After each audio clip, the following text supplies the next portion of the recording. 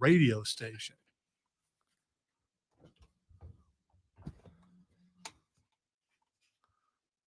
And here. These are going to hurt you, sir. You did take the Darth Jar Jar clip. Game over, man. It's game over. I still hold on. That should be mine. I fully believe Jar Jar Binks was a Sith Lord. I still fully believe it. And I also support the theory that Palpatine completely offed him before we got to the events of the most recent trilogy.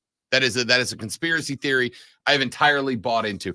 Good morning, ladies and gentlemen. Happy Tuesday. Welcome in. The Rob Brown Show is on your radio.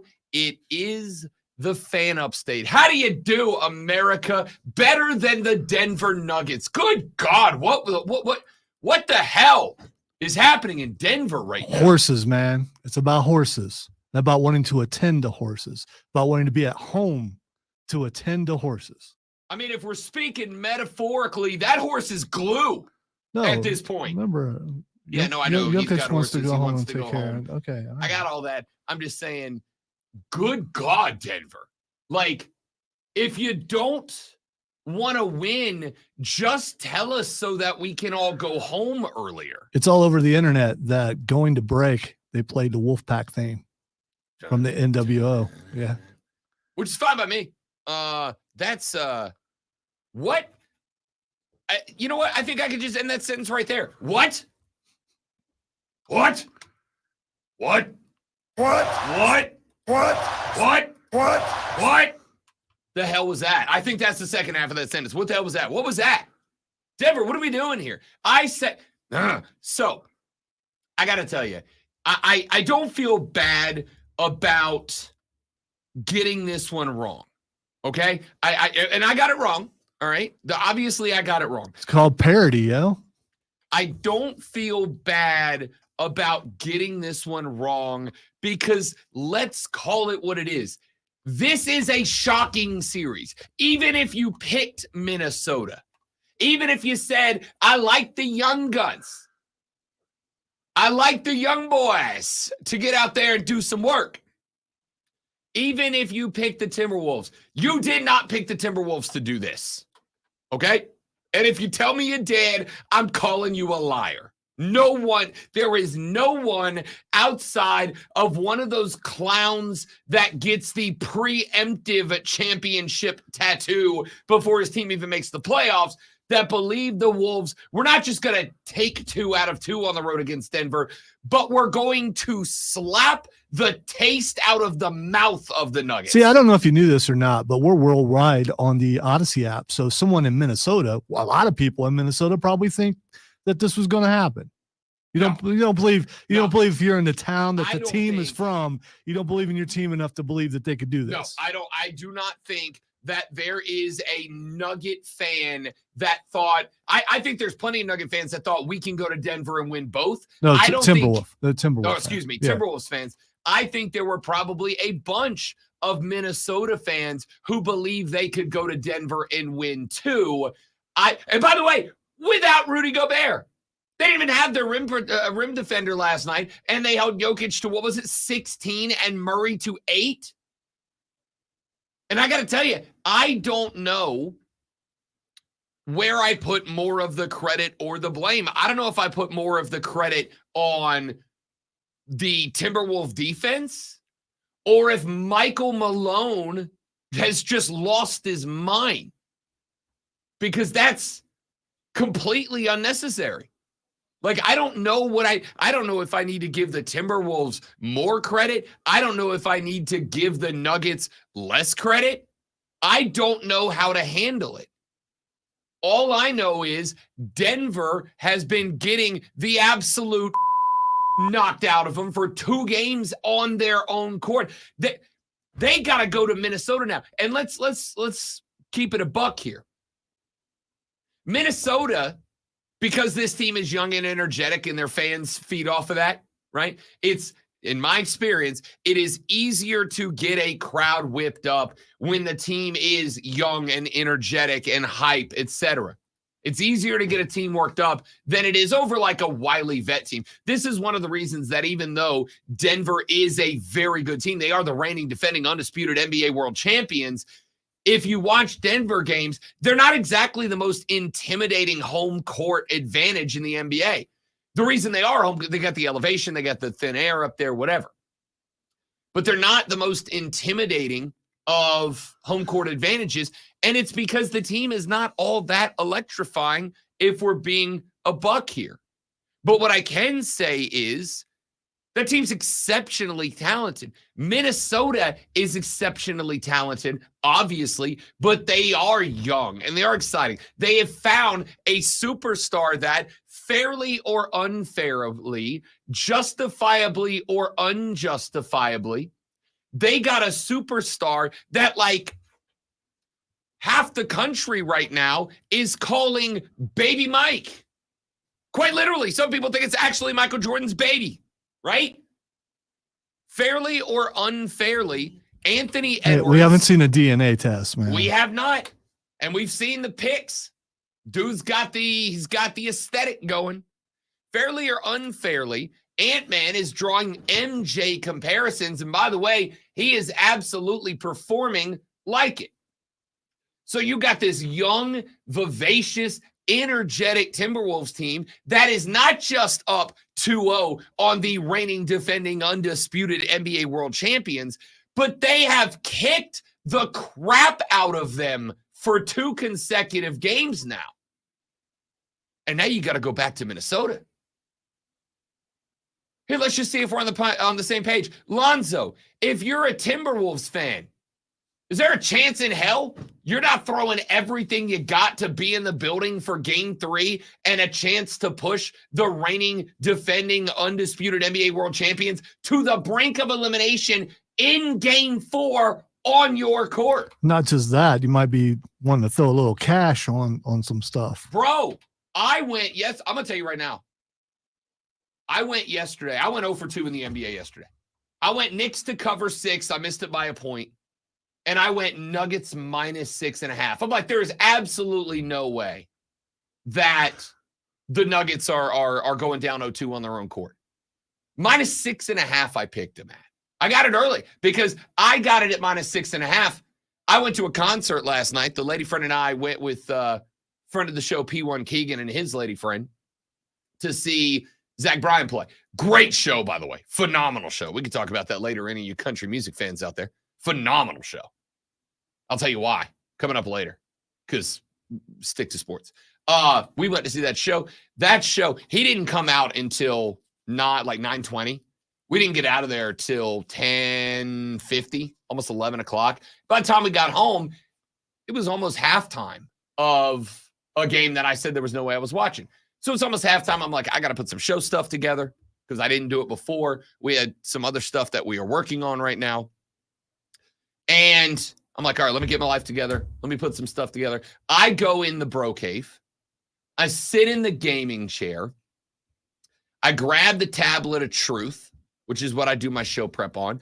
I turn on the old 75-inch. I go scroll down to the game. I lean back in the chair. Great one as the channel loads. They go to the halftime, and they're like, it's halftime here where the Timberwolves are up 30.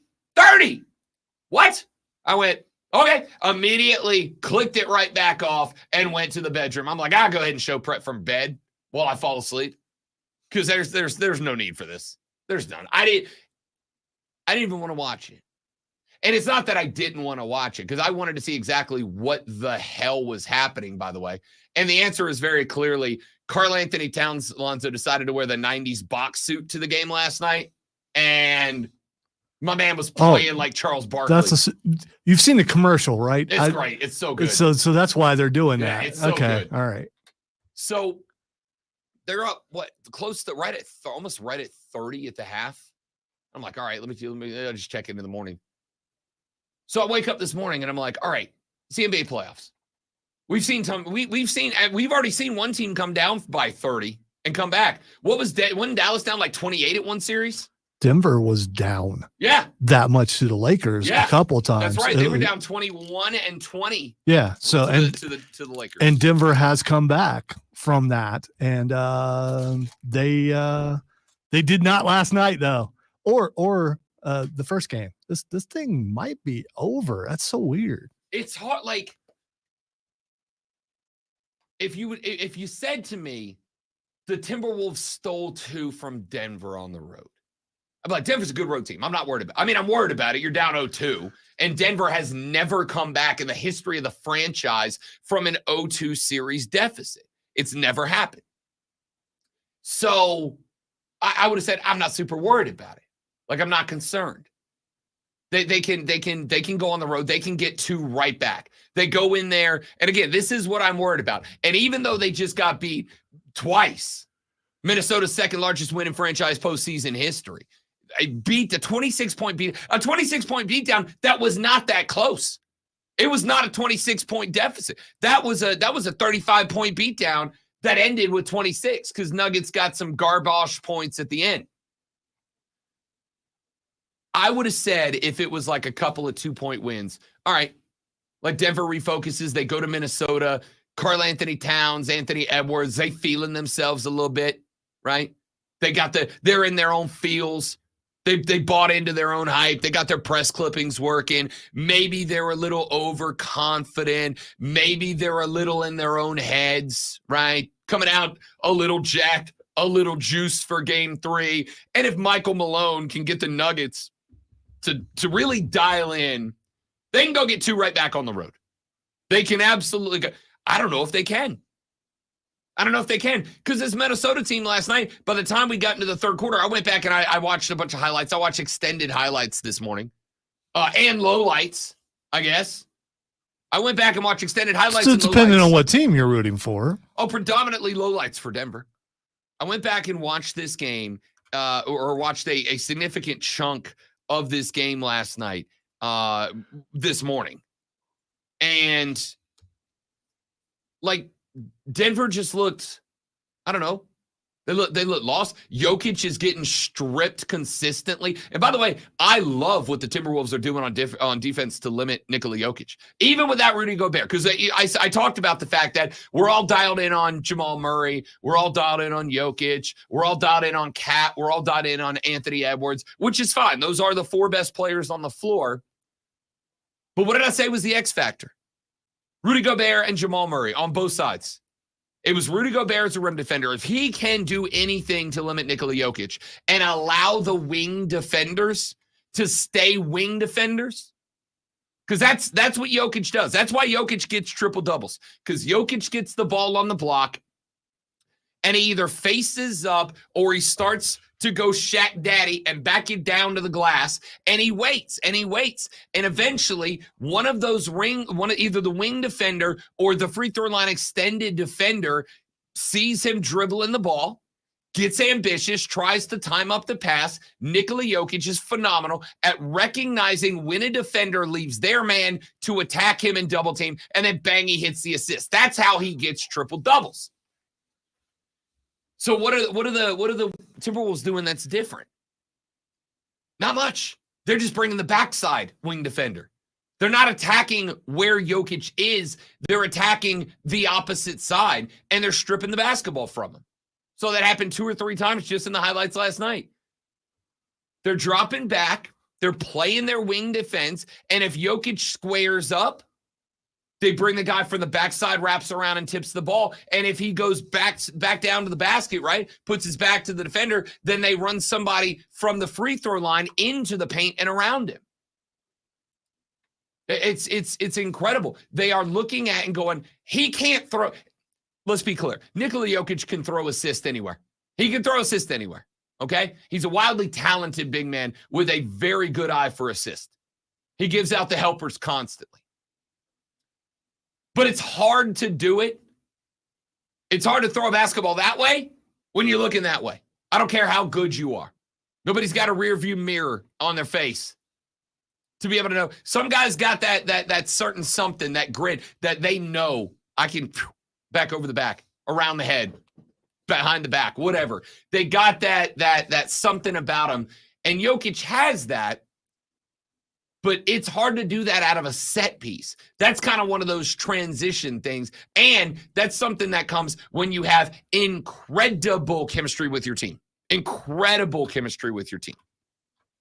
If you have incredible chemistry with your team, then you kind of know, all right, if I'm breaking off, transition basket, I'm coming down the paint on the right-hand side. I know Jamal Murray is going to tail me. I know where he's going to be.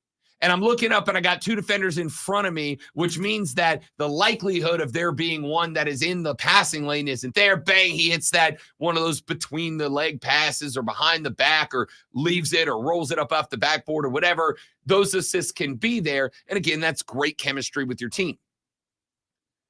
Throwing those kind of passes out of set pieces where you have the ball, you're in established position, whether it's face up on the block or backing a guy down, and you got a guy that is coming open on the backside of your head, right? Which that's what it feels like this defense is doing. They're going, all right, if Nikola Jokic is face up on the basket, then I want the wing defender. If you're a wing defender, regardless of which way he's facing, if you can see the back of his head, attack the basketball. If you can't, don't. If you can see Jokic's eyeballs, I want you locked on your man. I don't care where you are on the floor. If you're on a wing, if you're up top, if you look at Jokic when he has the ball and you can see eyeballs, I want you locked in on your man. But if you look at him and you see the back of the head, attack the basketball because he'll make mistakes. And that's what he's doing. And I think last night, especially because Jamal Murray was bad last night, because Jamal Murray removed himself from the game last night, I think that the Timberwolves took advantage of that, and I think the Nuggets are like, they were leaning on Jokic. Hey, Jokic, we need you to be the greatest on planet Earth right now to win. They can't do that. The Nuggets know he is, but you cannot, Jamal Murray, play as if Nikola Jokic can do it by himself. Jalen Brunson can do it by himself. Nikola Jokic can't, as good as he is, cannot do it by himself. That being said, God, they were bad last night, and the Timberwolves were real good. We're going to talk a lot more NBA on the show today. Jacob in the Berg says, here in the Rob Brown opening intro for the first time since the 9 to noon. Let's go! You got it, big dog. Glad to have you along for the ride. Glad to have you all around for the ride. Along for the what? Along for the ride. I'm struggling today. The Rob Brown Show. Hour number 1 underway here on the Fan Upstate.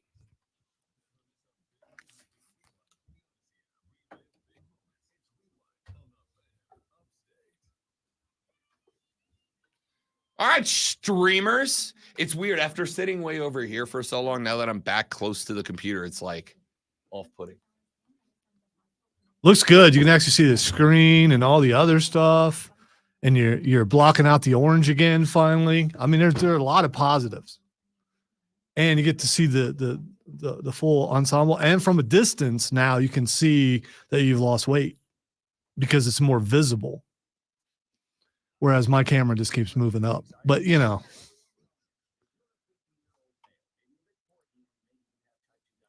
not gonna lie. I have not had a monster. Yeah, I'm worried. A while. Yeah, I'm a little worried. Daddy needs the help this AM. The first one I've had in. You've detoxed 2 weeks, and now you're going back to the sauce, man. I mean, So we have to.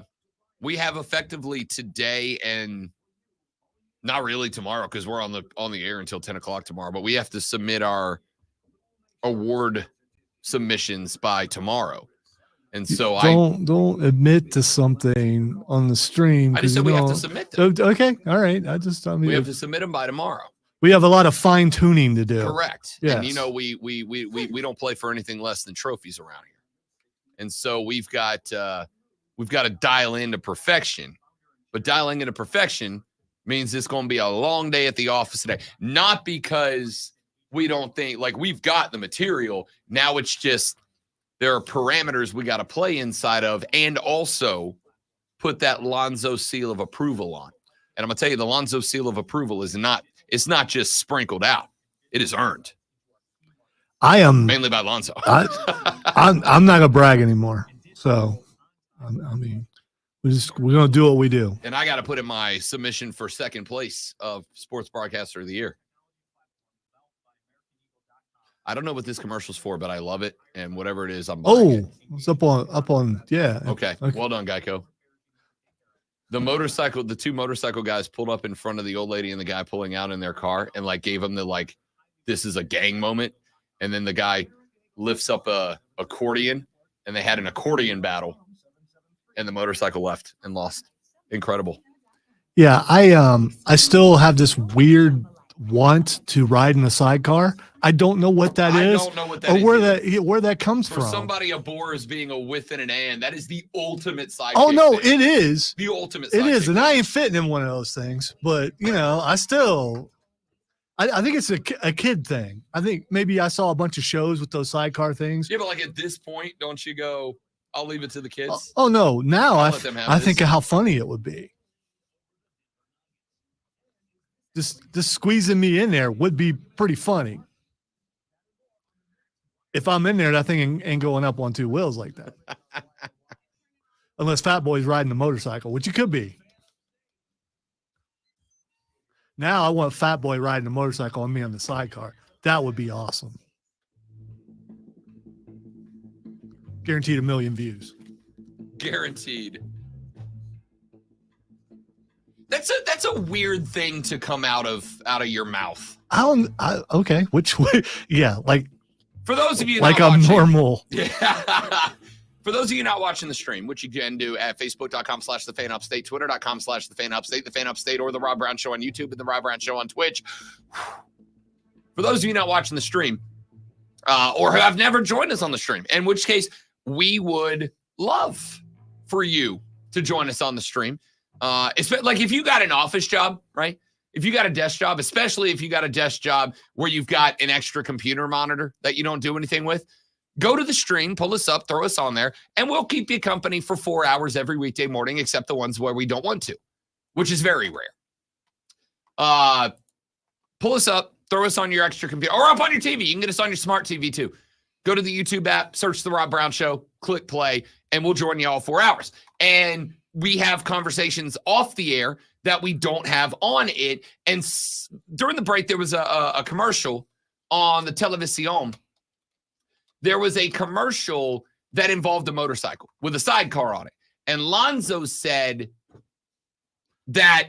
And it's not the first time I've said it's not this. the first time you've said it. That it shocks me every time. I've always wanted to ride in that sidecar since I was a little kid. I don't know why. It's something I've always wanted to try. It's weird. I'm sure everyone listening has that weird thing that you just want to try and probably never will. Right. So here's why it's shocking to me. Because the Great One frequently makes jokes about being a with and an and. The king, what's the one you call it? The king of the peons. The king of, no, you have another phrase that you use for the producers as a tribe. You're like, yeah, that's us. We're a tribe. I don't remember. Anyway, he calls it like the kings of the king of the with and the ends or something like that. Yeah. By the way, the boss also does that. Yeah, but here's the thing. That's why the liners are that way. Because it aggravates you. Yes. Right. Which I think we all know that. Which I think is awesome. Everybody in this building operates 90% of the way they operate as a way to antagonize all our coworkers. Yes. It's just radio. All right. We all do what we do for the sake of aggravating other people. Okay. Welcome to radio. But for somebody who there are like two things in existence since I've started working here that I can definitively say I know aggravate Lonzo. And that's that the liners from the boss man are one of those things. Okay. So for somebody who gets aggravated by the with and the and stuff to immediately go, I want to do the most sidekick thing in the world is shocking to me. I get but I don't look at it that way. I look at it like, so are you a sidekick if you're a passenger in a convertible? That is not the same thing. I get it's lower and the person who's riding is on top is higher, which makes them more powerful. It's all I don't think of it that way. It is the most sidekick thing that has ever happened. The only way to be more sidekick is to have your superhero name not be Robin, but be Batman's sidekick. Like that would be the only way to be more sidekick And if your name is so-and-so sidekick, 100% that soup has a motorcycle with the sidecar you ride in. All right. There are some things that have nothing to do with philosophy. There are weird things that I've also always wanted to try hang gliding, which has nothing to do with any of that stuff, but I'm scared to go fast really high. So I'll never do that. But I've always wanted to. That's completely unrelated to a motorcycle sidecar. Hang gliding is awesome. I'm going to go ahead and say I've tandem parachuted. All right. None of those things are anywhere close to the ultimate sidekick activity. So there's nothing. In a motorcycle There's sidecar. nothing that's weird like that you've always wanted to try. Well, you just go try it. I mean, for the record, how many motorcycles with sidecars have you seen? not a ton. Right. You know why?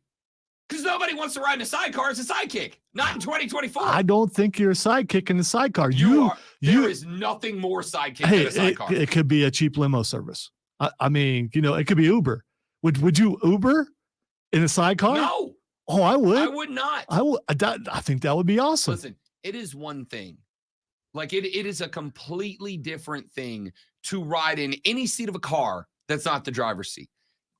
Back seat of a limo is absolutely anybody in the back seat of a limo is definitely not the sidekick. I've never been You're in the a limo, main character. So okay, I've seen limos, but I've never been in one. But a motorcycle sidecar is the definition of sidekick transportation. I am more interested in being in a sidecar than I am a limo. Just because I'm probably not going to fit in the thing, but if I did, just ride me around the parking lot. That's all I want. I mean, we don't have to go out on the road, just around the parking lot. I will throw my hands up like I'm on a roller coaster.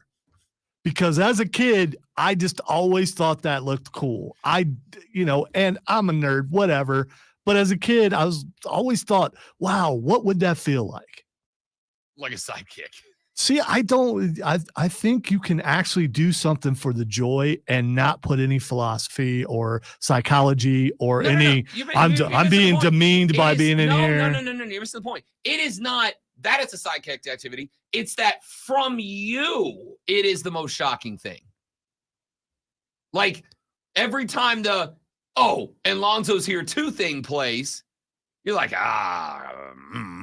boss man.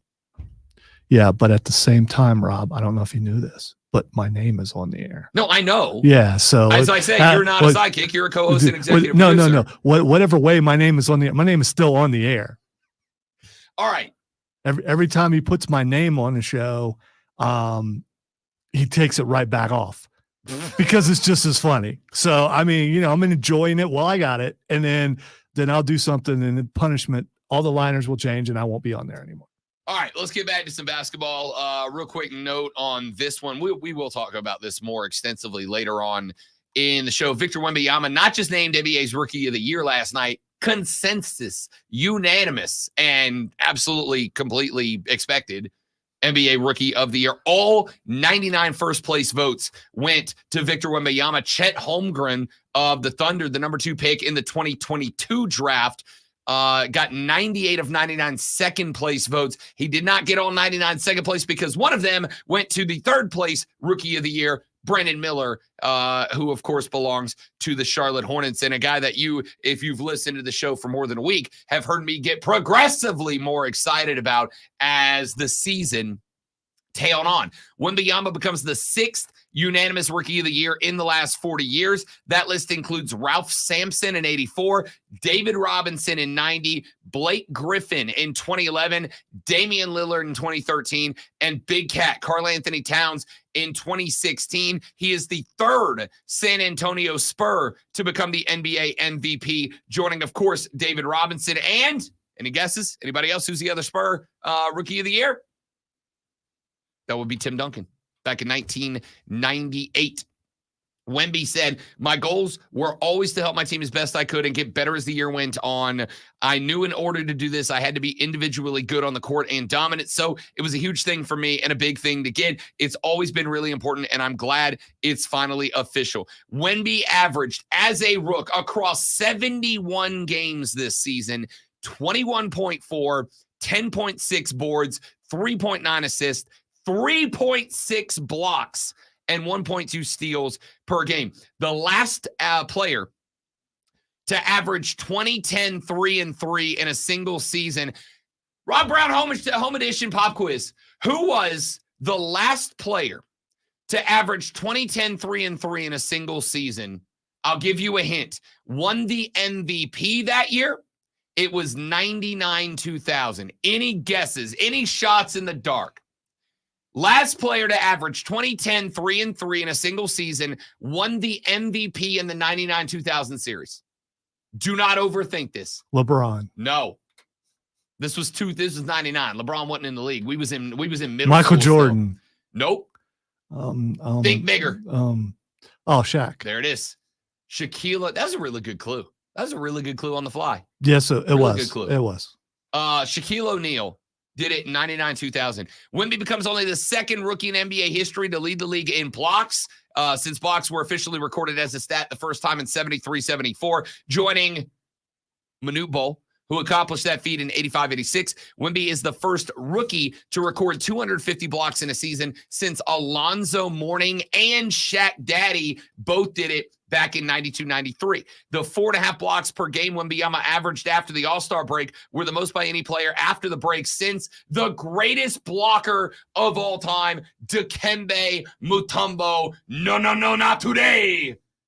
That's still one of my favorite commercials of all time. Mutombo just swatting random household items from normal everyday Americans is something that I fell in love And with. the thing is, I think that got over because of the commercial more so than him playing, because everyone was doing that in all sports eventually. It did. Mutombo's finger wag was great back in the day. Like, it is the finger wag the most disrespectful thing that's ever been done in the NBA? I think it is. Like, the only thing more disrespectful is dunking over a dude while grabbing his head. That's the only thing more disrespectful than Mutombo just because it's not even like this is. It's so I don't know. It's so infantilizing, right? Like, it's like treating the finger wags like treating you like a toddler. No, not my house.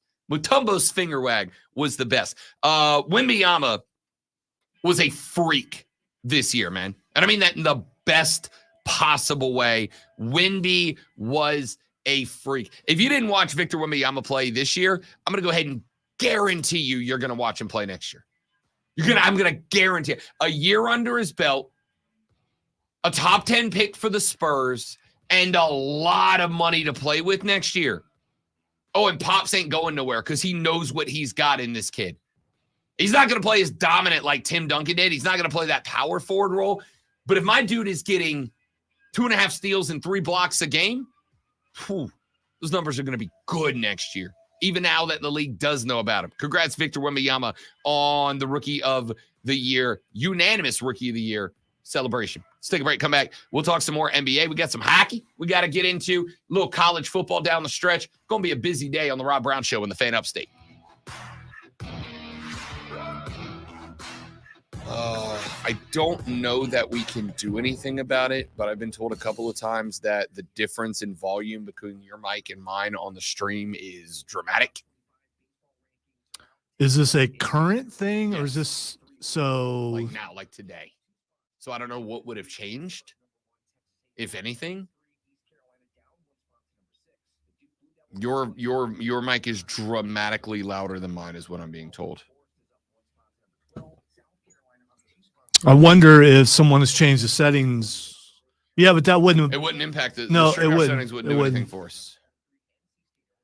My mic levels are not louder. So my first thought was them changing the processor, but if it's only happened today, has it been multiple people saying that or just one? I've got 2 so far.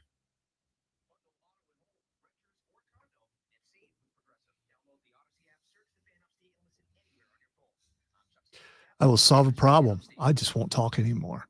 Then they don't have to. Then they don't have to worry about it. Knock it off, sidecar. No. Other than that, I don't know how to fix that. I don't either. Yeah, I'm not saying there's anything we can do. I mean, Chris is here. We could ask him, but I don't know. Then he might experiment. Let me check the stream.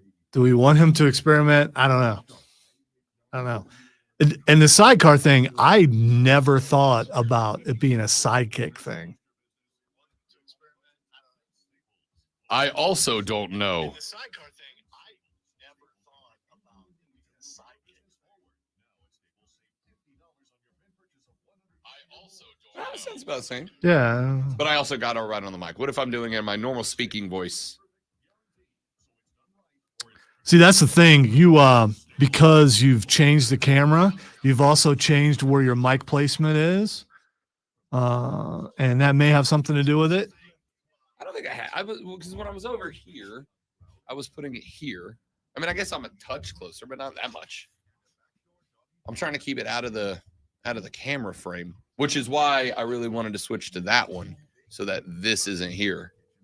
Because if I You mean you don't want the station logo on the thing? If I put this Because one here, not only do you get a better station logo, but the arm of the mic is in between me and the camera. you're also not talking into the microphone. But If I put it here, I can get closer to this no, one. without you're talking interrupting. across it, not into it. I don't know how if these particular the other mics you could do I that. talk across this one. Yeah, I know. I think. They're Do I? but I don't know. the stream sound and the on-air sound are different. We can control the on-air sound a lot easier is what I mean than the stream sound.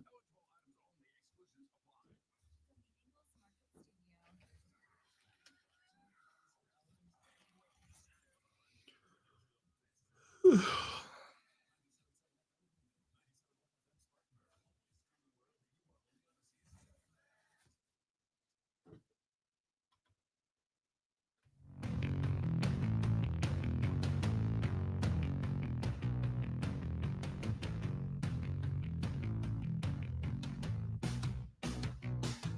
few final thoughts on last night's demolition job of the Denver Nuggets. The great one. Is this the most shocking thing we've seen in the NBA playoffs in a long time? Because to me, it absolutely is. Well, we both were kind of thinking it was going to go chalk. So, yeah. And I'll be honest with you, it's not even that Minnesota won. That's a good team. It's a good team. It's how Minnesota's winning. I mean, the Lakers losing, not a surprise. Not a surprise. Golden State, not a surprise. surprise because, I mean, they were 7th and 8th for a reason. Yeah. I don't think anything. And this is why I said it this way. Boston winning 4-1, not a surprise. Cleveland going 7, not a surprise. Dallas beating the Clippers in 6, not a surprise. I would say, and I talked about this yesterday after the game 1 win. Rob Brown, knower of ball. I slept on the Timberwolves, and I'm wearing that one. Okay, I'm eating that one. I said yesterday on the show, and I'll say it again. I have no business having ignored the Timberwolves after shutting out the Suns. The Suns are a damn good basketball team. I had zero business ignoring the Timberwolves, but I slept on them. I absolutely did. They won that series 4-0, and it was never really like a close 4-0. They swept a very good Phoenix team, and we just skipped right past it. That's on me. I'm wearing that one. That's bad radio hosting. That's bad analysisizing. I skipped right over. Not shocking, though. Like I thought Minnesota would win that series. I said unless D-Book has multiple 30-point games, and that's on the Suns to facilitate that. Unless they have multiple 30-point games in Devin Booker, Minnesota's going to win this series. But the pure sweep was a shock. Nuggets over the Lakers, not a shock. Celtics over the Heat, not a shock. Cavs over the Magic in 7, not a shock. Honestly, Pacers, Bucks, not a shock with Giannis Antetokounmpo out, and especially less shocking when Dame Lillard had to miss a clutch game. So not shocking they won, not shocking it went 4-2. Knicks, Sixers. Not shocking the Knicks beat the Sixers. I also wouldn't have been shocked if the Sixers beat the Knicks. Not a shocking result. It is not just that this is through the first round of the NBA playoffs. Because again, Pacers, Bucks, not a shock. Knicks, Sixers, not a shock. It is not that the Timberwolves being up 2-0 on Denver, not just being up 2-0 on Denver, but kicking the bleep out of Denver twice to go up 2-0 is shocking in this NBA playoffs. Great one. This is the most shocking thing, like, in recent memory in the NBA playoffs. I am struggling, despite the fact that a texter said, I guess it's a surprise because Denver is the defending champ, but the Timberwolves were almost the 1 seed. And you're right. Oklahoma City, Denver, and Minnesota were all within, what, like a game of each other for the 1 seed, 2 seed, 3 seed? But you're acting like this thing is over. So you think this thing is over? What have you seen in games 1 and I'm not going to say it's over because it is Denver, okay? But I have been leaning on, and I may have, like, I want you to know, and this is not joking. This is where I was this morning when I was finalizing the show prep, when I was finalizing my thoughts here. This is the first time in a long time that I've genuinely doubted myself because I didn't see this coming. But the reason I don't feel bad about it, the reason I was able to crack the mic this morning with the same exuberance and vigor as I usually do, is because nobody saw it going this way. Nobody. 0 people saw it going this way. And anybody who says they did was giving you a hot take at the time, and they got lottery lucky to have that hot take go right. Nobody saw it. You are correct. The Timberwolves were right there with the Nuggets, 3-2. You have a different series of win-loss results in the final day of the season. It could have been one. It could have been Nuggets in the first spot. Could have been Timberwolves in the first spot, Thunder in the third. Could have been Nuggets in the third, Thunder in the second, Timberwolves in the first. It could have gone any of those 3 ways. Yes, they were right there in the back pocket. But I have been saying, what about the Nuggets the whole time? They're playing with their food. They're hanging back. They're just chilling, dog. They're just relaxing. They save it all up for when it matters the most. I'm going to tell you right now, if the Nuggets don't come out and punch the Timberwolves square in the mouth to open up game 3, I am talking blitzkrieg. I am talking everything you have in the tank. There is no time to go, well, let's let them tire themselves. Let's let them rope-a-dope themselves to exhaustion like we usually do. You cannot do that here. Jokic has got to go for 50. Jamal Murray's got to go for 50. Michael Porter Jr.'s got to go for 50. Everybody, I don't know why I started turning into Stephen A. Smith there for a second. Everybody got to go to 50 in this one. Everybody's got to do it. If they don't not win great one, run away with game 3. If they don't beat Minnesota the way that Minnesota has now beaten them twice in Minnesota, then yeah, I'll say that series is over, even if Denver wins game 3. Because I thought they've been playing with their food. And maybe they have been. And here's the risk that you run when you play that style of ball. The risk you run when you play lull them to sleep. The risk you run when you play, let them get comfortable. Let them believe that they're that guy. Let them just throw haymaker after haymaker while we lean on the ropes and rest our legs so that when they get tired, we got fresh legs to come back out and fight them. Is you get stuck in that gear. You can't shift out of that gear. You ever driven an automatic and like you can't get the gear and it makes that sound? Yeah, especially early on when I was learning how to drive one. Yeah. You let up the clutch before you get the shifter into the slot and that gear grinds. It's like the worst feeling in the world. Because you also know you're screwing the damn car up. Right? Well, and it's really loud and everyone's looking at you. Oh, yeah. Yeah. It's embarrassing and you're damaging the car. That's that I'm wondering if that's what the Nuggets are right now. I'm wondering if they were in, because again, I'm going back to that Nuggets-Lakers series. They won that series 4-1. I genuinely believe the Nuggets were in cruise control. Like, it's a good win over a good team. The Lakers are a good team. I'm not trying to denigrate or take away from the Lakers, but they are, as Lonzo loved to point out, an older basketball team now, right? That's not this is the Timberwolves are the exact opposite. This could be just a matter of hunger. Sincerely. This is the exact The Wolves opposite. are hungry. The Lakers have a 39-year-old LeBron James playing power forward who I think is ready. And I Lonzo, tell me if you agree with this take or not. I came up with this take yesterday, and I think it's a good one. I think LeBron is kind of ready to transition into his, I don't need to do it every game. I need to be here in the biggest moments, but I'm 39 and I need to be able to rest it up during the not biggest moments. And I think the point of bringing Anthony Davis to LA was for LeBron to transfer the crown to him and then become kind of a, I don't want to say a sidekick, but a guy that like you light up the LeBron signal only when you need him most, right?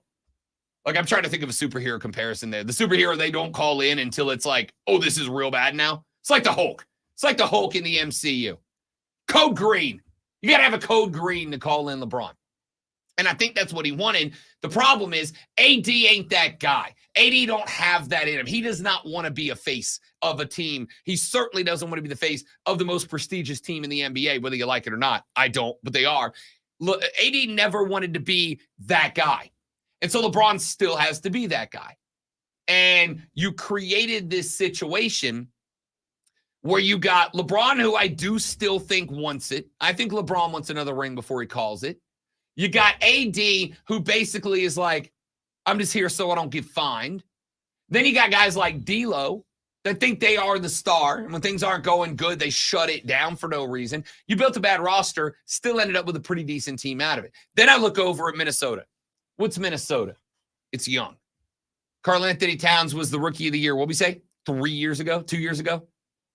Big cat, rookie of the year, great player. Anthony Edwards is Superman. If LeBron's Batman, Ant-Man's Superman right now. Guy is just unstoppable at this point. And then what did Minnesota do? They went and got Rudy Gobert. We don't need an offensive big man. We got Big Cat down there to play the power forward. We don't need an offensive big man. What'd they get? They built a rim defender in Rudy Gobert, who, by the way, just so we're clear, didn't freaking play last night. Still got that dub. Still limited them to nothing last night. But they got a defensive big man underneath and built around that guy. Phenomenal. Then you went and you got guys like Mike Conley and McDaniels. You got guys off the bench like Naz Reid, who can check in for 29 minutes, give you 14 points, but never really feel like he's the guy. One of my favorite players in the league that nobody talks about, Nickeil Alexander-Walker, was a Pelly there for a minute. 30 minutes last night, 14 points and 5 of 9 shooting. Does not come in to take over the offense. He knows he's not the fixture. What does he come in and do? He comes in, he gives you 5 and 9. He hits enough jumpers to where you don't go, all right, guys, bench players are in. Lock it down on Ant-Man. Double team Ant-Man, double team Cat. Let the bench do what they want. Because if you do, Nickeil Alexander-Walker, Naz Reid, they're going to knock down a couple of shots and make you pay for it. Both of them had 14 last night. They built a great team, but as Lonzo just pointed out, it is a young team. It is a hungry team. It's the exact opposite of the Lakers. When I look at the Lakers and I look at D'Lo Russell, remember the controversy in, what was it, Game 4, where the Lakers were in the timeout and D'Lo Russell was like off doing his own thing? You know what Cody Decker told me he was doing? Deck's an LA guy. He's a big Lakers guy. He's very in tune.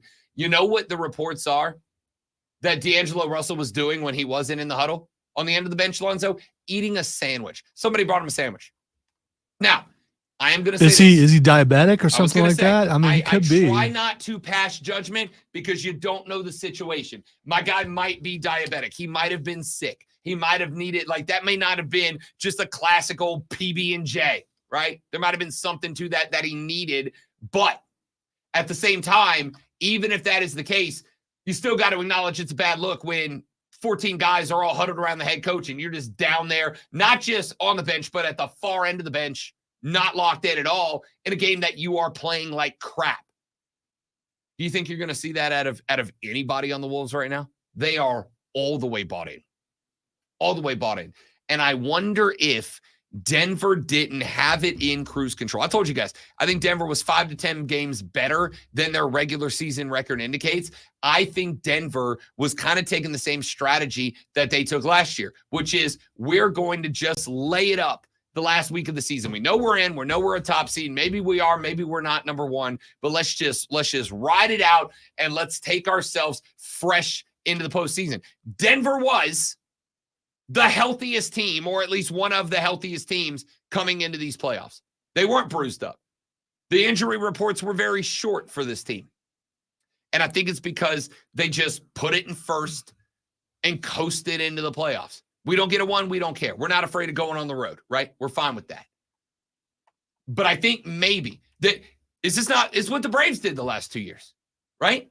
Last 2 seasons, the Braves are locking up the division in like late July, and they're spending August in cruise control. They're asking their starting pitching for like 3 innings a game, and then we'll bullpen every game. Their hitter shows up in the clubhouse. Ronnie shows up in the clubhouse with like a bruised left pinky toe, and they're like, all right, dude, take a week off, right? We need you good for the playoffs. And then what happens? They get to the playoffs in what? 2 years in a row. Phillies built all this momentum. Why? Because they were grinding down the stretch to get a wild card spot. And then they had to grind in the playoffs in the wild card round to get to the divisional round. And so when they get to the divisional round, Phillies had their pitchers going 6, 7, 8 innings. Atlanta's had theirs going 3. Who's going to be more ready for a clutch 7th inning? The guy who's been pitching 7 innings or the guy who hasn't pitched 7 innings in a month and a half? When it comes down to crunch time in the batter's box, who do you trust more? The guy that took a couple of weeks off because his pinky toe was bruised, or a guy like Brandon Marsh who's been up there absolutely slugging over and over because his team needs him to hit dingers so he can make it into the playoffs and make it out of the wild card round? Who do you trust more? The guys have been doing it, right? And I wonder if my theory that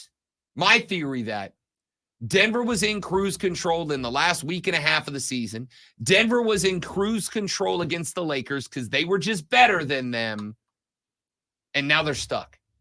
Now that clutch isn't popping the way they need it to. It's stuck. And they're trying to get to the next gear, and they can't do it.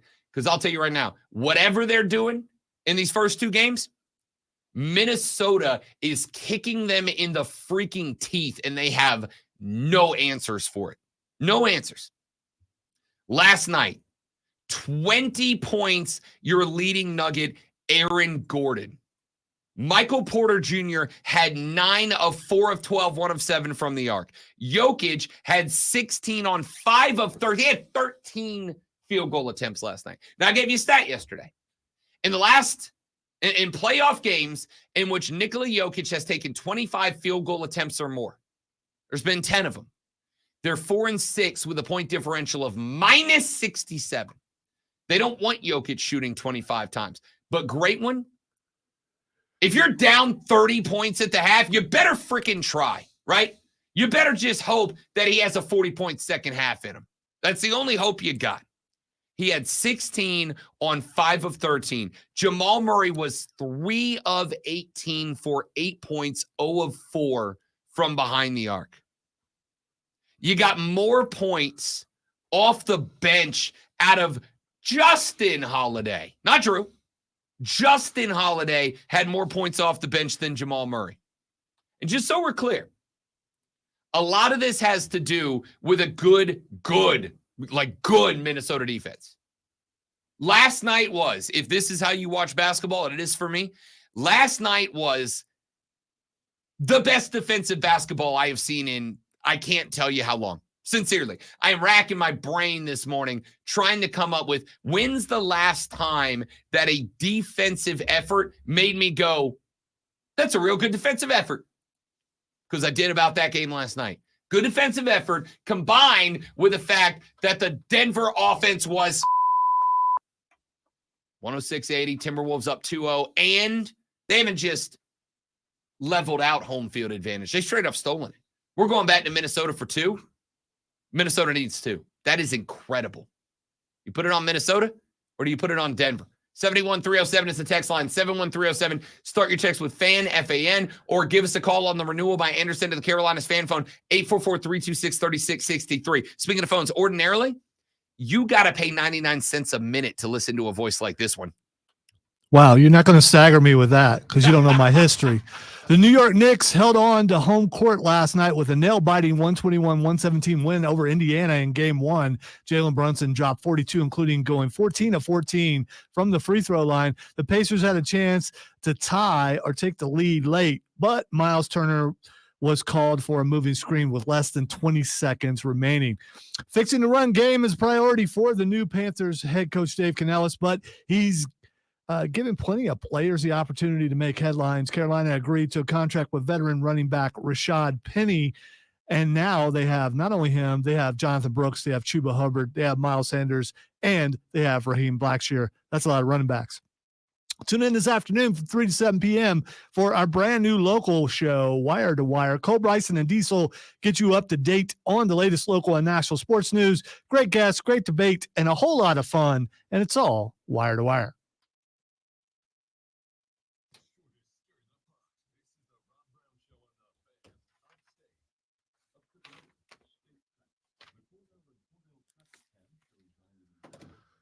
Oops.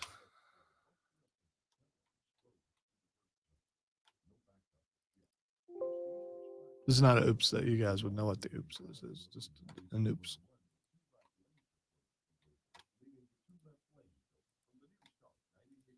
I mean, I killed the read. That's not what it was.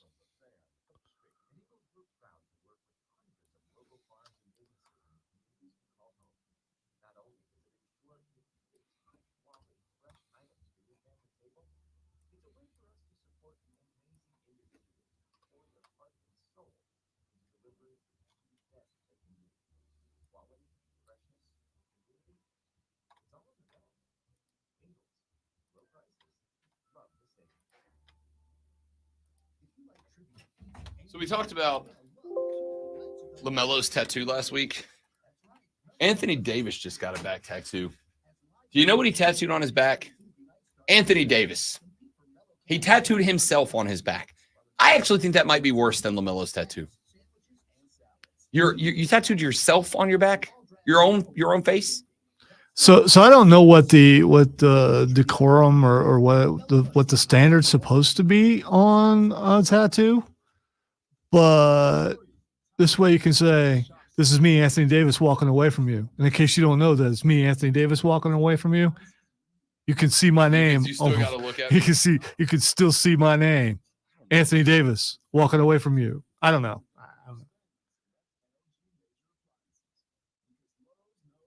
Paul George actually went to Cancun. He's posting vacay videos from Cancun. Apparently, Caitlin Clark was on McAfee show yesterday, so now I got to go watch that. She's been on before. I wonder if she's going to be a regular. Yeah.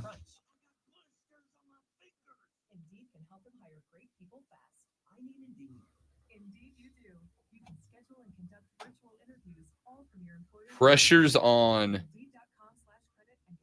McAfee's just ripping threes in front of Caitlin Clark, including a half quarter. Golly. What do you think they do all the time there? I mean, it's right there in the. You jump off when they do take a break. It's usually like a 5-minute break. I have given credit to McAfee. I think McAfee does a lot as far as putting his own show together. Like, I think he actually does most of his show. I could be totally wrong. I don't know. He's got some really smart guys with him. I know he does. And I mean, includes them in the process of like, what are we getting to today? A lot of national guys, I think, have writers that give them their takes. Like the biggest names. I think a lot of them have writers that give them their takes. There's a few. And I think Stephen A comes up with his own takes, as bad as many of them are.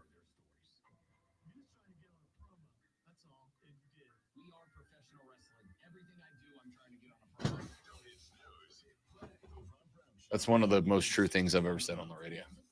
Oh, speaking of that, had an argument with the kids yesterday, T2 and Will. With the kids. Will. I thought you were about to tell me about your kids. Talking about the rap beef right now. I was like, dude, this is just wrestling. This is all set up. They're getting you guys. Oh no, this is for real. Really? No, okay, whatever. And Shawn Michaels reached out to them and said that if they wanted to come to NXT, There it is. he'd be a There it mediator. is. And some other wrestling people have worked it into. CM Punk worked it into his thing last night. There it It's is. all wrestling. You know, it's funny watching people getting, well, in this case, you're getting took. You're getting took, and you're falling for it, and then you want to get angry with me because I suggest it. Not really angry. It's just, you know, that debate thing.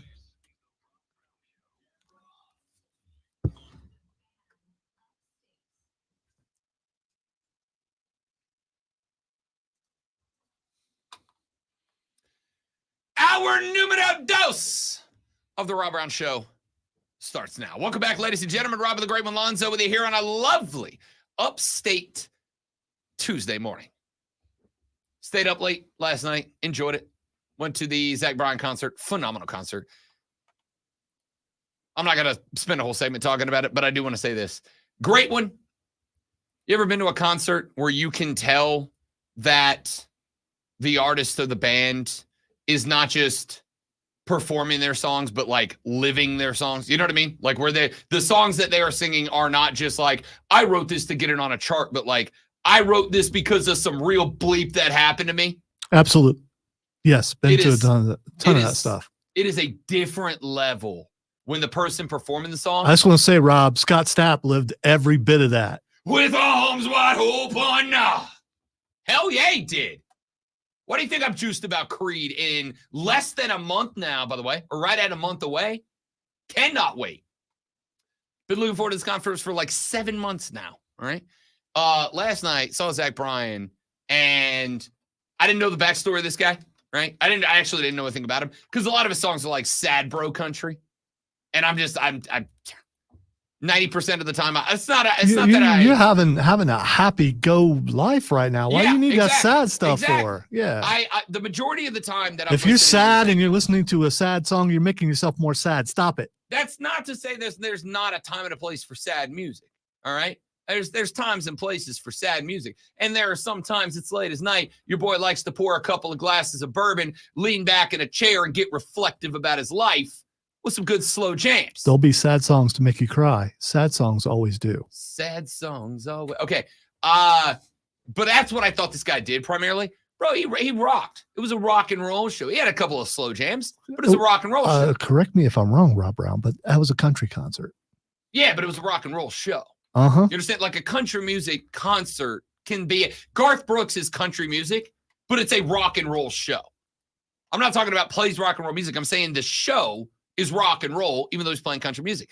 That's what this guy did last night. It was unbelievable. And we went with our buddy Keegan, and he explained to me the background of this kid, which was a nobody in a small little backwoods town in Oklahoma. I hate this sentence. Got discovered on TikTok playing music in the back of his truck. Somebody was like, yo, this guy's pretty good. Gave him a record deal. Now he travels the country. And you could tell that because he's still early in his career, the music that he was singing was the stuff that he wrote when he was playing music in the backseat of a pickup truck on TikTok, writing songs about his life. And he was into them. And it was incredible. Great show last night. Lady friend, she's like, all right, I want to hear this song. It's about 2/3 of the way through his set list. And he didn't start till almost 9:20 at night. She's like, anytime, I just want to hear him play this song. And after this song, we can go. I know you got to get up at 3:30 in the morning. After this song, we can go. And I was like, all right, do another song or two after that. We'll get out of there to beat the traffic out of the well.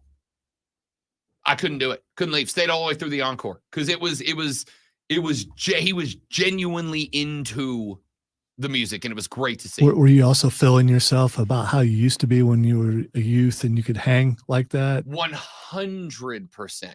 Because, most of the concerts I come in here and I tell Lonzo the day after, I brought the average age of that building down a couple of years by walking in. I saw Grand Funk Railroad last week. Thursday? Yeah, last Thursday. Fiancé and I went to that show. And this is not, I don't mean this as a shot. It's not a negative because I acknowledge I listen to old music. They're a really old band. Yeah. I brought the average age of that auditorium down 5 years just by walking to the door. Last night, I brought it up 5 years by walking the door. It was all the youths. Yeah, honest. Which hat did you wear? I literally wore the same thing I wore on the show. Wow. I just my baseball cap Wow. last night. Well, this guy's not like, if I'm wearing the cowboy hat, I'm going to see a country music show. I'm going to see a guy who plays an acoustic guitar. You understand? Like Campfire Country. It's actually the cowboy hat. Last night, like this guy, like I said, he's either playing sad bro country or rock and roll country.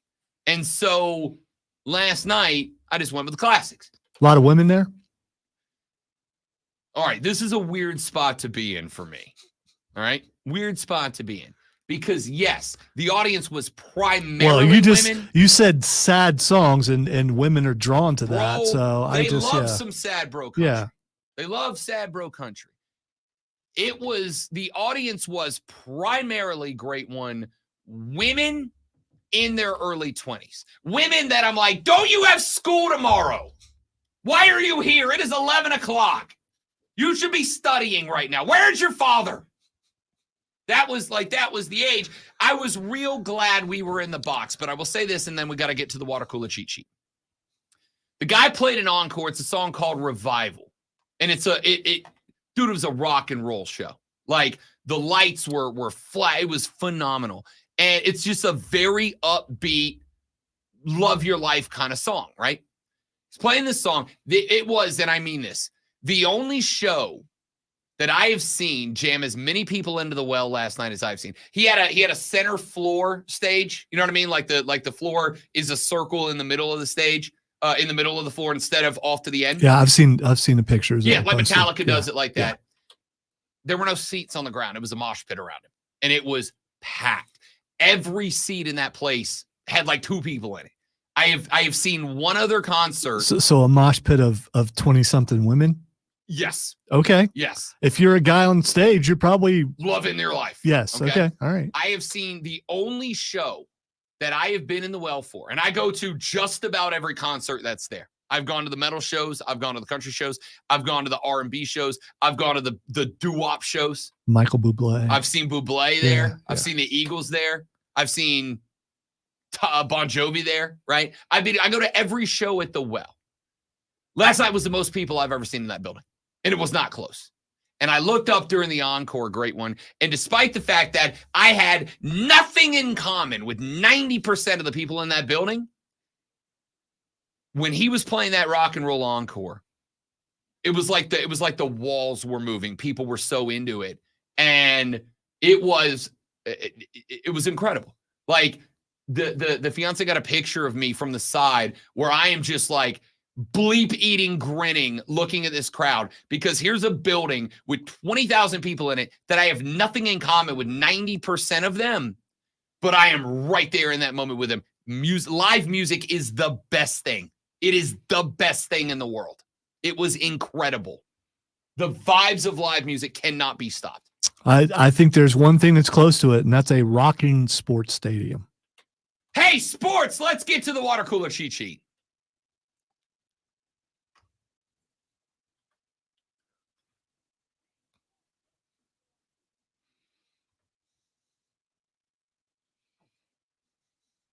These are going to hurt you, sir.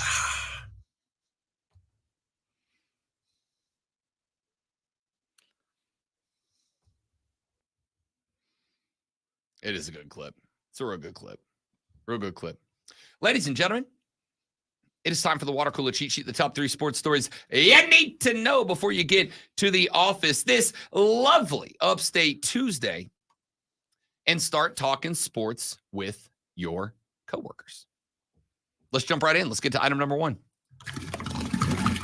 2 games last night of the association, and one of them was not a game. 106-80, the Minnesota Timberwolves put away the Denver Nuggets, now hold a 2-0 lead in the Western Conference semifinals. And oh, by the way, the Denver Nuggets are the home team, dudes and dudettes. The Timberwolves went on the road and took 2 away from the reigning, defending, undisputed NBA world champions. You got a 27 spot out of both Karl Anthony Towns and Anthony Edwards. 10 of 15 from the floor, 3 of 5 from the arc went Towns, 11 of 17 from the floor. Only 1 of 4 from 3 was Ant-Man Edwards. And by the way, 4 of 7 from the stripe, still ended up with 27. Here's the thing about this game. That was not the best version of Minnesota. No Rudy Gobert to play rim defender. Didn't need him, but this team's even better if he's in there. And Ant-Man had a real good night, 11 of 17, but this team shot 13 of 33 from the arc. I mean, it's still 39%. It's about league average, but they can shoot above league average. More often than they don't, they're above league average. So they won this game by 26 points, and it was not even close to the best version of their team. That's unbelievable. When I say it's unbelievable, it's not the way that, like, ordinarily we say unbelievable. Like, you pipe a great drive, and you're like, that's unbelievable. No, it's not. I've hit drives like that all the time. This is genuinely definition of the word unbelievable. It is unbelievable that this happened. It is hard to believe that the version of the Timberwolves that beat the Nuggets by 26 last night was not even close to the best version of themselves. Aaron Gordon led the Nuggets with 20 points. Jokic had 16. Jamal Murray had 8. I'm going to go ahead and say this, great one. Until they come back and fix this, we now refer to them as the Nuggies because that's the best they deserve. They're just the Denver Nuggies at this point because they got 8 up. I got nothing over here because I'm seeing Andy Reid. Yeah. Yeah. They got 8 up. They the Nuggies now. That's just what it is. Until they fix it, the reigning defending undisputed world champions are the Nuggies. 117-121, the New York Knicks hold home court and take a 1-0 series lead in the Eastern Conference semifinals over the Indiana Pacers. I don't know if you have heard this before, but Jalen Brunson is like real good. 43 points. That man over the last 5 games has scored 210 points. Groovy. Yeah. Yeah. He is the truth. Hell yeah! Love this cat. 43 points on 14 of 26, 1 of 4 from the arc, but he knocked down 14 free throws out of 14 free throw attempts. The Knicks shot 54% from the floor, 47.8% from behind the arc last night. The Pacers were fine. You got 23 out of Turner. You got 19 out of Pascal Siakam. Good night for the Pacers last night, but with a chance to win on the line late in the game, Miles Turner committed a crucial offensive foul, got hit with the illegal moving screen. You'd think we've had enough of these in the last few games that guys would recognize. They're going to call that in the clutch now. You may get away with it for 3.9 quarters of basketball, but if you throw one of those in the last 30 seconds of the game, they are going to call it. They're going to call it. Knicks hold over the Pacers 121-117. Let's go to item number 2 on the water cooler cheat sheet.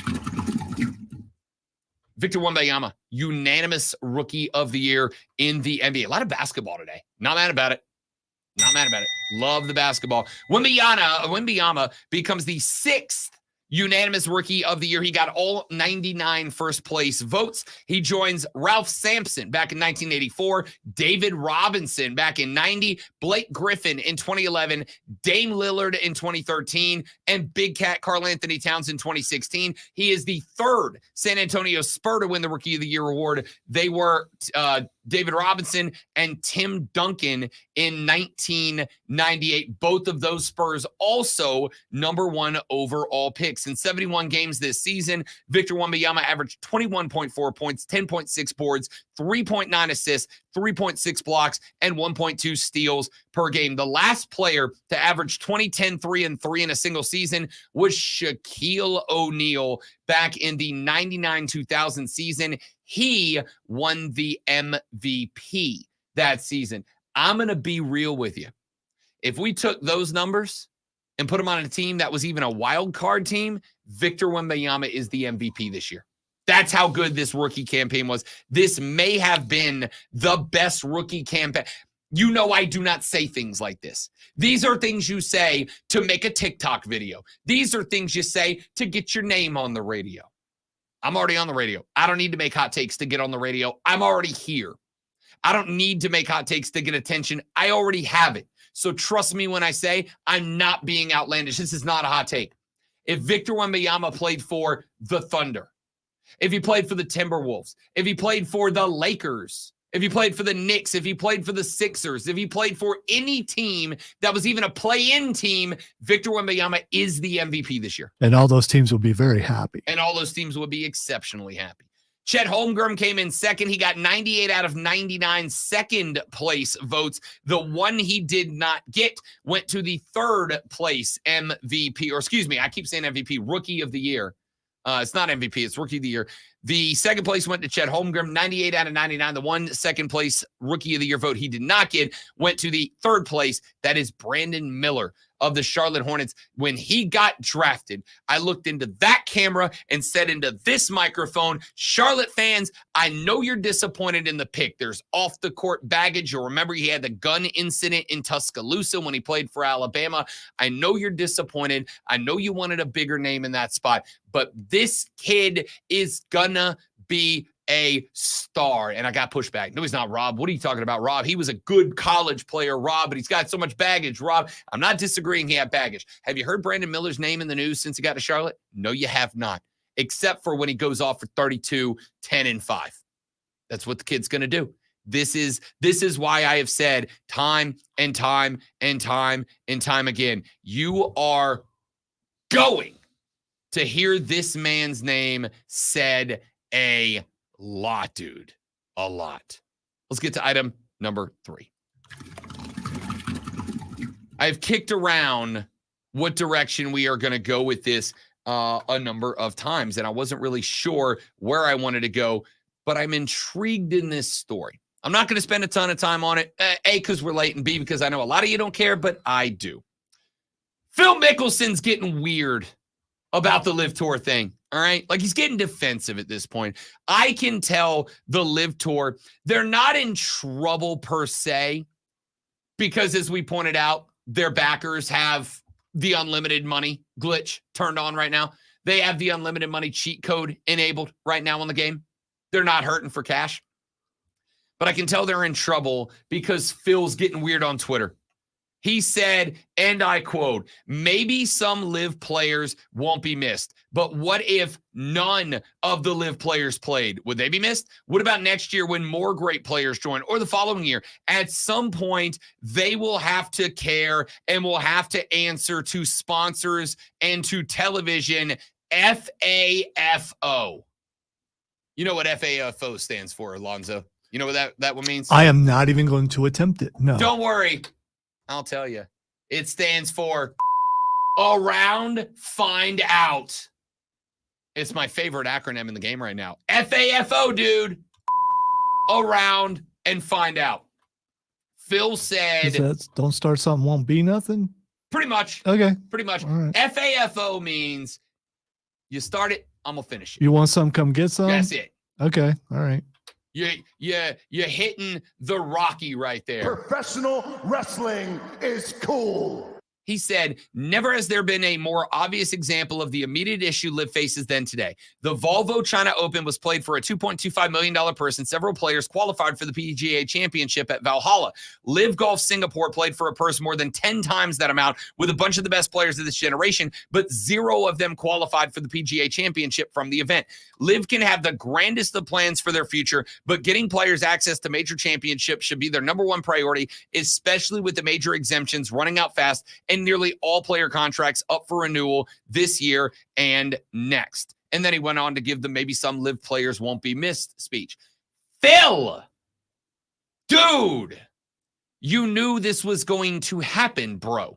When you leave the golf organization over here, you don't get to go, no, we're leaving you. We're going to go join a competitor. We're going to go join an agency that is designed to hurt you. And even if you're trying to make good and work good now and like shake hands and kiss babies, let's be real, you're only doing it because y'all realize you got no audience, guy. You got 0 audience right now. I don't even know what channel your network plays on. I don't even know what channel your association or whatever your tour plays on. So I know what you're doing. But here's the reality. You joined a different world. You left, you went to a competitor. Could you imagine, great one? Could you imagine if I went to a different radio station across town, but then I started over there going, I can't believe the Fan Upstate doesn't run commercials for my show. Of course they don't, you jackass. You don't work there anymore. Why would they do something to promote you? Why would they let you come over, play golf against their guys, risk you beating them and taking some of the audience they have spent 1,000 years building over to a new tour? You idiot. Come on, dude. You had to know when you went, you were going to get locked out of events that the PGA Tour lives on. Obviously, you were going to. You went to a competitor. That's what happens, man. I don't get to go somewhere else and go, no, I'm leaving. I'm taking a job somewhere else. That pays me more, by the way. But what I'm going to need you to do is keep running promos for my new show on your state. No! That's a dumb thing to think, Phil. What are you doing, dude? Stop. Go over there, promote your brand, try to win people over. But you can't. We don't care. We're not interested, right? Like, this is desperation. I know I cheated on her, but she could still come over and make out with. No, you don't know. You left. You're gone. You're done, dog. Back after this on the Rob Brown Show on the Fan Upstate. QC. All right, ladies and gentlemen, a quick live read. Now we're coming right back. Do me a favor. Stay right there.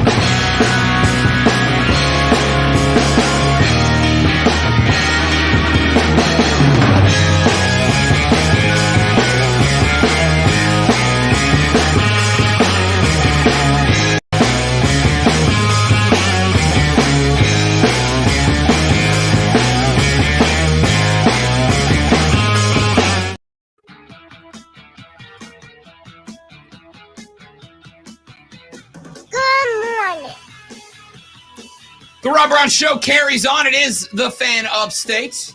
Rob Brown and the great one Lonzo with you today. Can I got to get this one off my chest for just a minute because I got a real problem with something that the New York Mets did at a game. Last week, the New York Mets had there are two theme nights that every baseball team does at least once a year that I'm a sucker for. Dollar Beer Night and Hot Dog Night. Either one of those two nights, Rob Brown is not only in attendance, but he is living his absolute best life. I love a glizzy, which is for those of you that are going, what? That's the Utes lingo for a hot dog now. I don't know why. What? Don't ask What? me. Huh? I don't know. Why do they call What is wrong with the world today? Dogs glizzies? Maybe you don't want to know. Let's see. The term glizzy is slang for a hot dog or sausage, especially one that's been grilled or cooked on a barbecue. The term comes from the Washington, D.C. hip-hop scene and has been around since the 80s. I literally have never heard it till recently. It became popular after rapper Big Pun used the term in his 2000 song, It's So Hard to Describe a Gun in his glove compartment. The term glizzy is short for Glock, and the suffix izzy is used to create words with a hip-hop sound. The term glizzy has been associated with food over time, and some TikTokers have started calling hot dogs glizzies as a tribute to Shy Glizzy, who often used the term in his music to refer to guns. Others use the term to mock or tease people who don't or who eat hot dogs. Like I said, this is a road you probably don't want to go down. If you keep going down this road, you're going to realize. Oh, I just got there. Okay. The term glizzy has multiple meanings, including firearm and, can I say the word that scientifically describes male genitalia? Is that permissible? I think you just did. You could, but you've just explained what it is. I gotta tell you, that's one of those words that I feel like I can. Yeah, you can. But even I'm like, I didn't know that's the word that I'm uncomfortable. Like, I don't know why that's the word that I'm like, I don't know if that's radio appropriate. I will say a word that our former office mate says quite often. Yeah, for sure. Like, I don't know why that's the line for me. I will say kick his ass on the radio all day, but the correct scientific name for male genitalia is where I draw a line, and I cannot right now explain to you why that is. You don't say punch him in the okay. No, I'd say punch him in the junk. Okay. Right? By the way, I don't say that either. Yeah, and again, like, it's not, let me be clear. If we're not on the air, I'll say it. I don't care. Like, we're over there in the Fortress of Nerditude, I would absolutely read the next sentence. But for some reason, when I'm on the air, like, that word is that's the line I won't cross. I'll say kick his ass all day. This is the line I won't cross. Will this deter you from using that term for a hot dog anymore? No, because I'm young. I'm cool. Are you? I think it probably should, because hot dogs are something that this show is known for. So if you start changing the name, people are going to get confused. Don't confuse the Armada. A hot dog's a hot dog. It's a glizzy. All right. Anyway, there was a Mets fan who was at glizzy night. It was dollar hot dog night. And apparently this guy was going bananas on the glizzies, just throwing dogs back like it was sponsored. And in this case, it was dollar hot dog night. Was his name Joey? I don't think it was. Last name Chestnut? I don't think it was. Okay. I think this was just the guy. Is this what Kobayashi's doing now? I don't know. Okay. All right. I've watched the video of this guy. All right. He's just like a normal Mets guy. Was our guy Joe just happened to be up visiting? Just a normal Mets fan. He was just enjoying having the time of his life. And apparently he had so many dogs that people started buying dogs in his section and around it and throwing them to him for him to eat another one.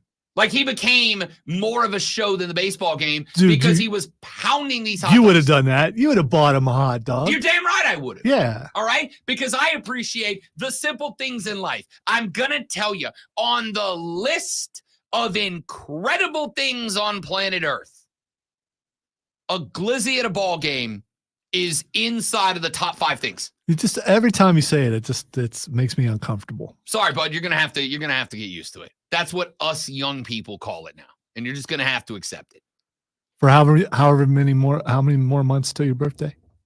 like 7. So I got time. Okay. All right. All right. Because after that, you can say it all you want, but you've hit that number where you can't do that anymore. Jacob texted, "I'll gobble up some glizzies from Costco." You're damn right. No, you're damn right. You guys need to quit talking that way. Listen, I'm on the get unfat train right now, but I will tell you, when I was not on the get unfat train, it was not uncommon for me 1 to 2 days a week to go right down Woodruff, hit the Costco, and grab a couple of glizzies for lunch. Big fan, all right? So this Mets guy at the game pulled an Always Sunny in Philadelphia. He showed up to the game in a plain white t-shirt with Sharpie across the front that said across the top, so bad day to be a glizzy. And then underneath it, he was making a Did he mark. actually say glizzy on Yes. it? Does this Bad guy day to have be a a glizzy. this guy have a rap album? I don't think you need to. I'm just curious. I mean, it's advertising, dude. So, bad day to be a glizzy.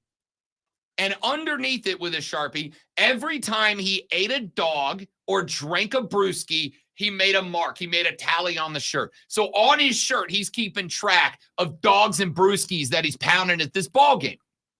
And once people realized what he was doing, people started throwing him glizzies and started buying him brewskis at the ball game. And again, Rob Brown's a simple man. You take me to a baseball game, you give me a dog and a beer, and I am as happy as I will ever be in life. Okay? Like the list of things that are infallible when they come to making Rob Brown a happy guy. A dog, my woman, and a beer. When I say dog, I mean my actual dog. So the list of things infallible at making me a happy guy. My actual dog, my fiance, my family, and a brewski and a hot dog at a baseball game. Like, that's the list. All right. I just looked up the guy. That guy's got a rap album. I'm telling you. It's just, look, it's okay to call it a glizzy. It's okay to just buy into what the people are doing. All right. I, of course, am a man of the people. All right. So my man is keeping track on his shirt of the glizzies and the brewskis that he's putting down. So why are you upset? Here's why. I knew I'd get here eventually. Here's why. Because he apparently was causing so much of a distraction to the ball game that Met security came and kicked him out. They removed him from the ballpark. The only sin that my guy committed was enjoying one of life's great unadulterated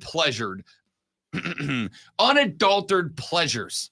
A dog and a brewski at a game. There is nothing wrong with enjoying 30 of them at the game. If the rest of the Mets fans are more entertained by a guy knocking back dogs and beers at your game than your baseball team, it's because your baseball team sucks, New York. Maybe put a competent team on the field and your fans would care more about Pete Alonso than they do everyday Pete, who is just trying to live his best life. Mets, this is why nobody likes you.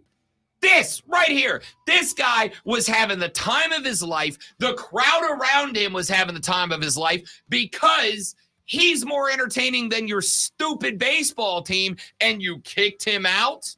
I hope you lose every game forever, New York. You suck. Back after this on the Rob Brown Show on the Fan Upstate.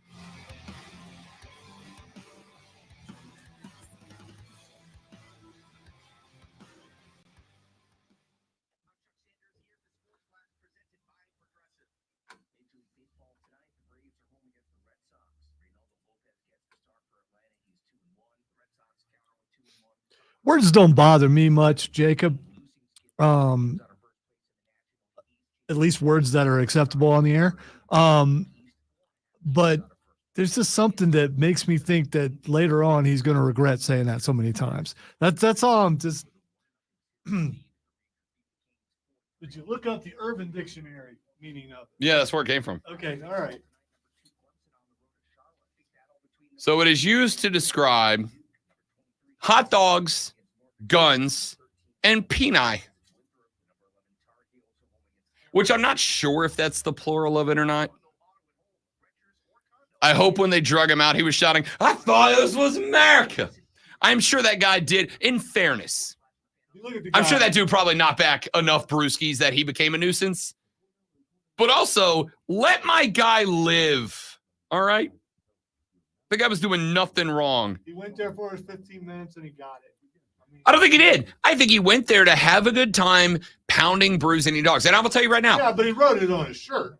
I mean, you're going there for your 15. No, I don't think you are. And I'll tell you why. I don't think everybody. Oh, he had a hot dog hat too. That's incredible. He was themed out.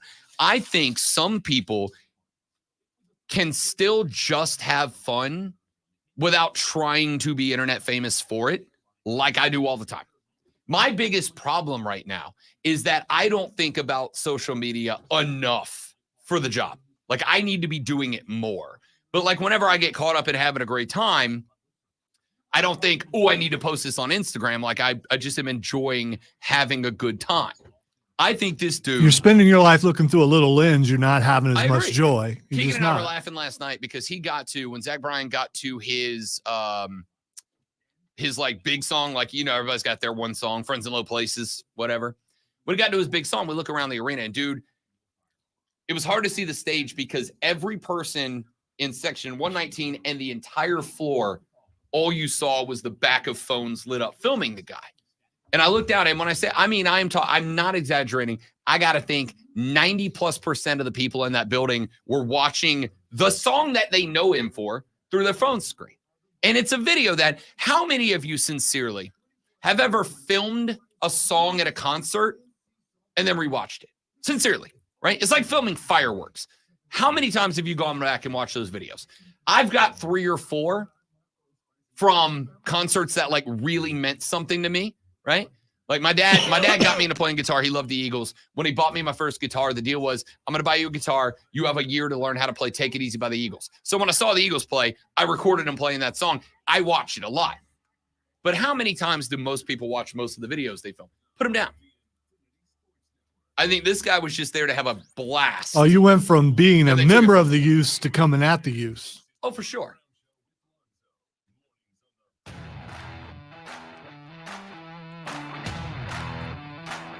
I want you to know I'm genuinely heated about this. Genuinely heated about it. Not the cameras at a concert thing. I can get over that. Them kicking hot dog guy out is just, it's not okay, man. Like, it's not okay. All right, let's get some more sports stories in here, shall we?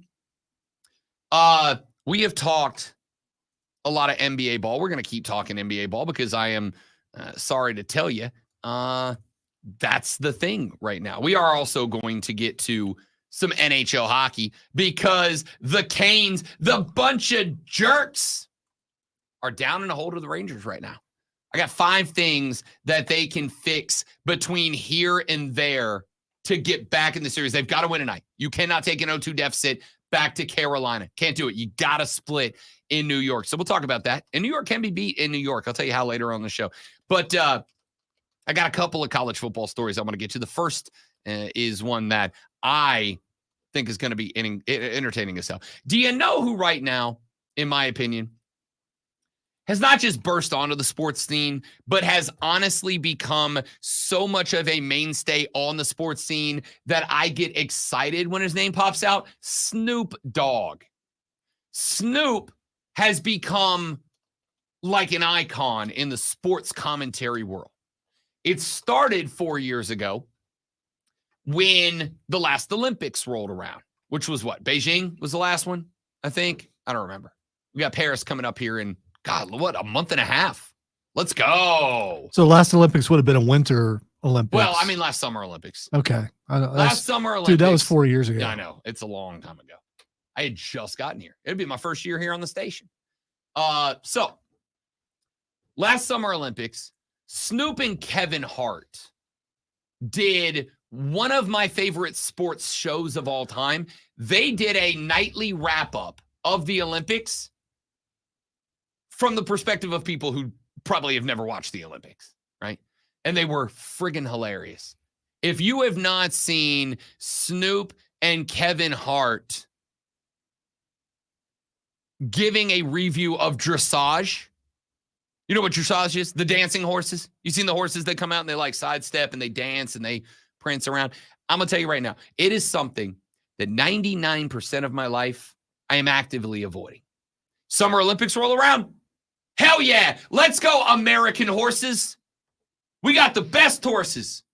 USA horses. USA horses. I can see you at a dressage event, all dressed up and watching and commenting on how the horses, their methods. You and, know my feelings about things the like Derby. that. Yeah. You know my feelings about the Derby. Yeah. If there was an event that if Rob was a 1%er, he should absolutely go ham on, it's the Derby. I hate the Kentucky Derby. Okay? It's the most obnoxious thing in the world to me. Yeah, I love a great party. I hate the race.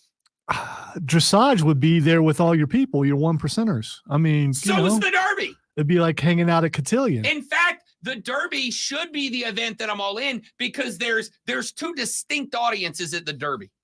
There's the audience over here with the funny hats and the men's juleps, and then there's the rednecks in the middle that are shirtless in the mud, jumping off of porta potties and slamming Mick Ultras. That's my people, and also that's my people. The duality of Rob is very real. I should love the Derby.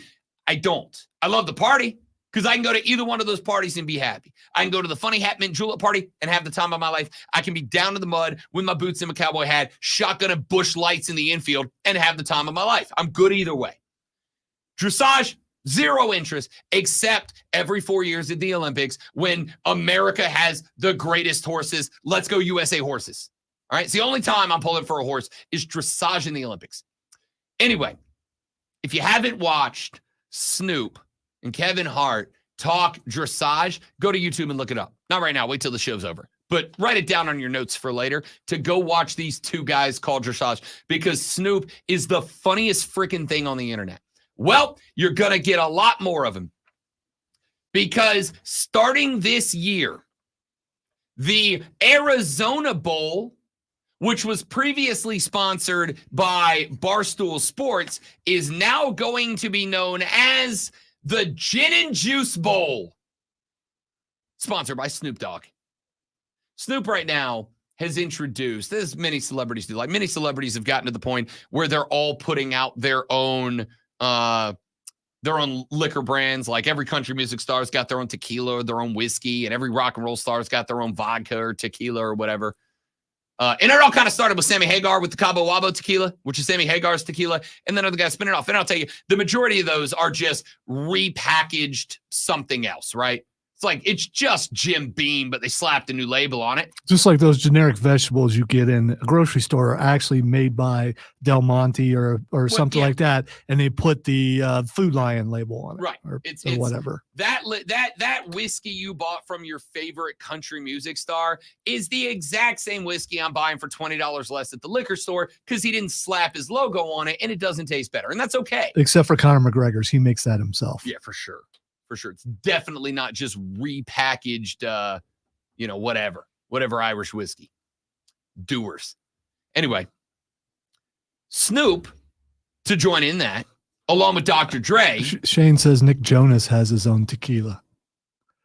I mean, nothing says tequila like the Jonas Brothers. Like Nick Jonas. I don't drink, but, if I did, the Jonas brand would be where I would go. I'm not going to say all of them do it. The majority of celebrities literally just NIL their name to a liquor company, and they just slap a label with their face on it. Okay? They just do. I'm sorry. It's the exact same tequila I'm buying for $20 less. Anyway, the point here is there's one exception to that, which is Snoop and Dr. Dre's Gin and Juice, which of course comes from one of their classic songs from back in the day when hip-hop was very good. I'm sure you're going to explain this, but just in case you don't, what's the point of them sponsoring a bowl?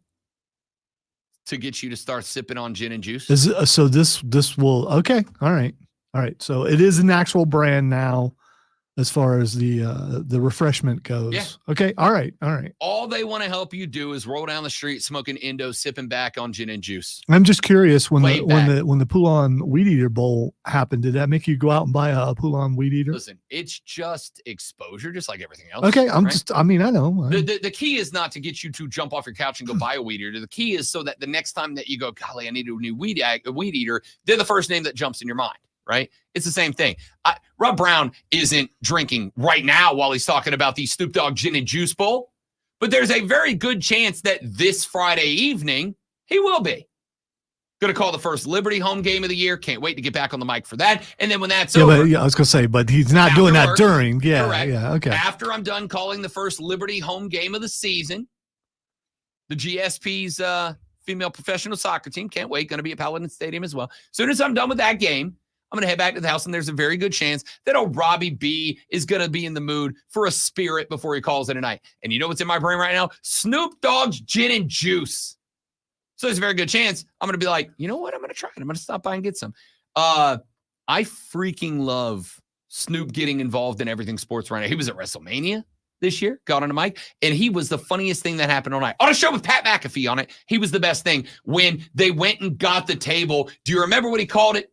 He called it the family reunion table. And if you've ever had a family reunion in the South, that's exactly the table you used for it. He was spot on. And it was like, because never once have I put that together. And Snoop Dogg did it for me. It was incredible. And also Michael Cole insinuating that he was hotboxing Snoop's trailer with him before WrestleMania started was my favorite thing. I think that was the truth, actually. I'm not saying it was or wasn't. I'm just saying the fact that he even was willing to insinuate it was incredible. McAfee's a bad influence, and he probably got him to go in there. Yeah. Or Michael Cole is just a dude. Just a bro. Anyway. Nah, I don't know. Snoop Dogg's Gin and Juice Bowl. I don't even care who's in it. Here's all I want out of the Gin and Juice Bowl.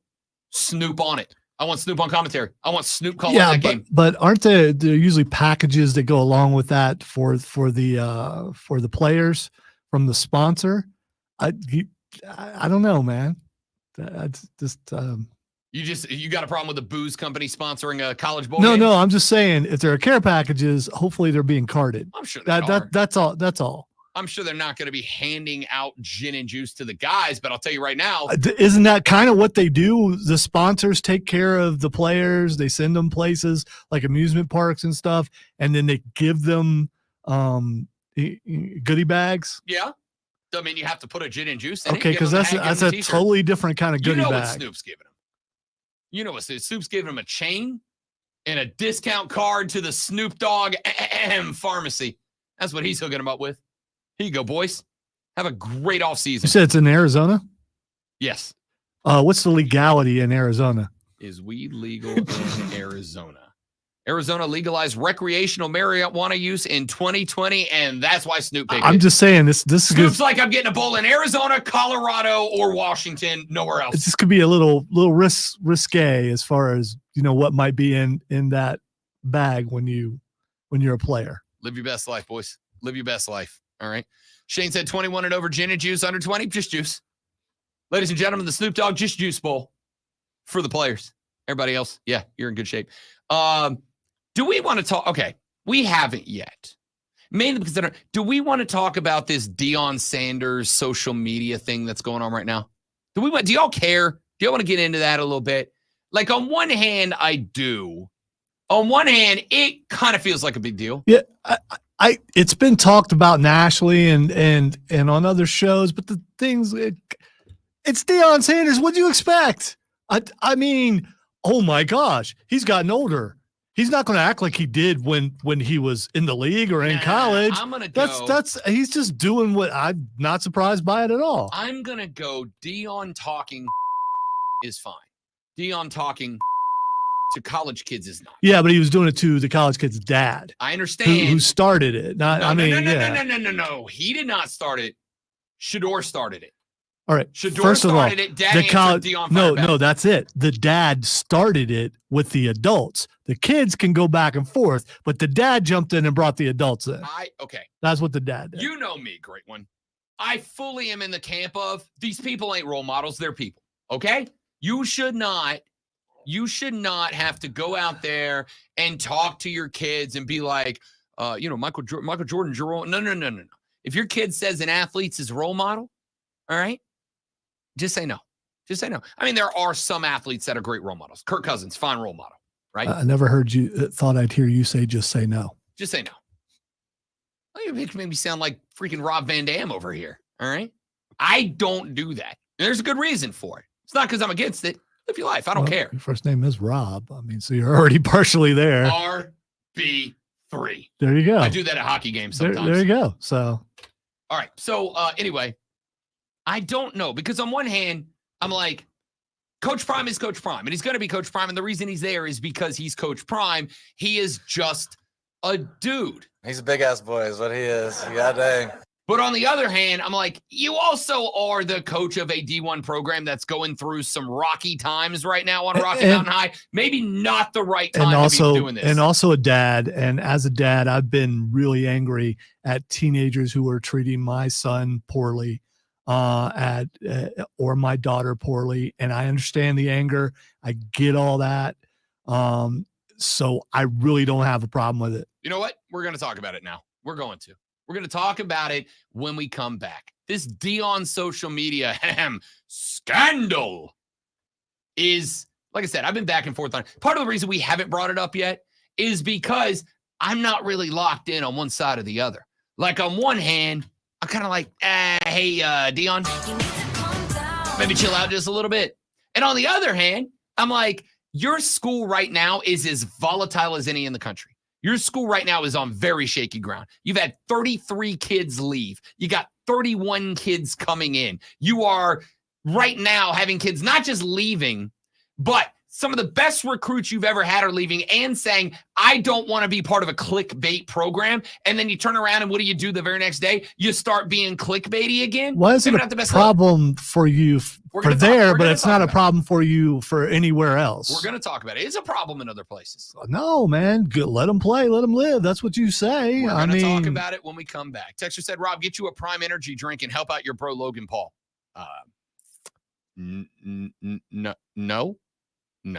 No. If there are any representatives of Prime out there, I would love to speak to you. So would the salespeople downstairs to make this the Rob Brown Show brought to you by Prime Energy Drink. I think that would be an amazing thing, and we could have a refreshment stand over there like they do in WWE now. We would never be thirsty again. Remember last week when we were trying to define what sellout means? I'm willing to sell out, Prime, but you're paying me for it. All right. I'm willing to sell out. I'm willing to try it. I'm willing to say it's good, but you're paying me for it. That's it. All right. Let's take a break. We have to take a break. It's not an option. Okay. When we come back, let's get into this Dion thing because I've rocked back and forth on it. And I think I just landed on my position. So we'll do it when we come back. But before we get here and there, ladies and gentlemen, a man who generates so much buzz, we don't even have a generator attached to this building. We just hook a wire up to Lonzo. Sports Flash. It's the reason why I've been here for 24 years. Energy, baby. The Minnesota Timberwolves are for real. Speaking of energy, the T-Wolves now hold a 2-0 series lead over the defending champion Denver Nuggets after embarrassing them on their floor last night, 106-80. Karl Anthony Towns and Anthony Edwards both notched 27, and Minnesota held Nikola Jokic and Jamal Murray to 16 and 8 respectively. The New York Knicks held on the home court last night with a nail-biting 121-117 win over Indiana in Game 1. Jalen Brunson dropped 42, including going 14 of 14 from the free throw line. The Pacers had a chance to tie or take the lead late, but Miles Turner was called for a moving screen with less than 20 seconds remaining. Hey, make sure you tune in this afternoon from 3 to 7 p.m. for our brand new local show, Wire to Wire. Cole Bryson and Diesel get you up to date on the latest local and national sports news. Great guests, great debate, a whole lot of fun. It's all Wire to Wire.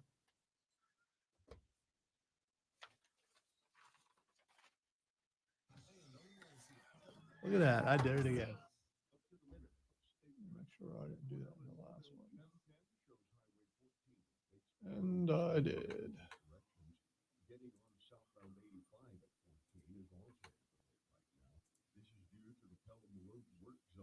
Consistency is a good thing unless you're consistently bad.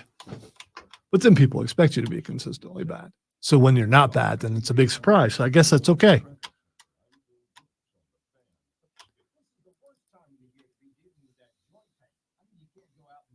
Wasn't talking about my read because my read was adequate.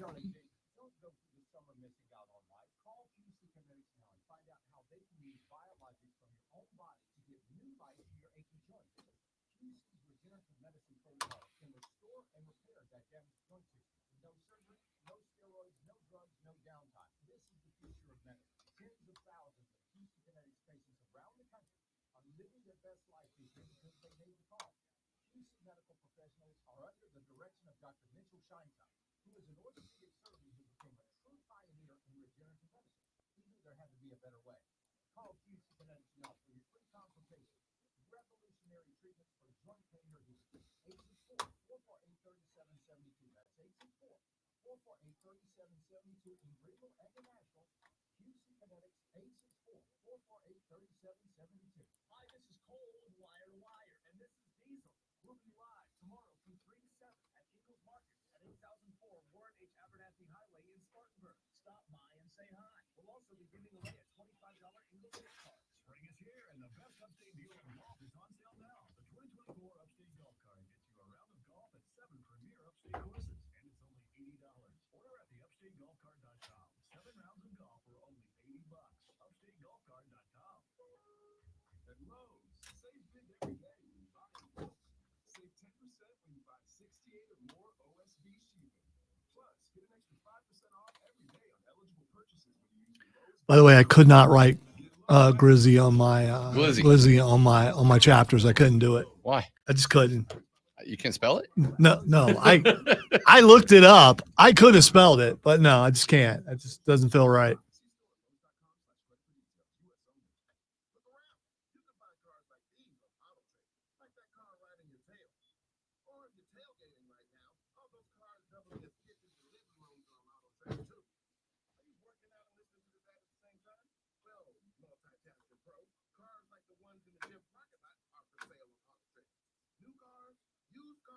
Thank you, Stephen.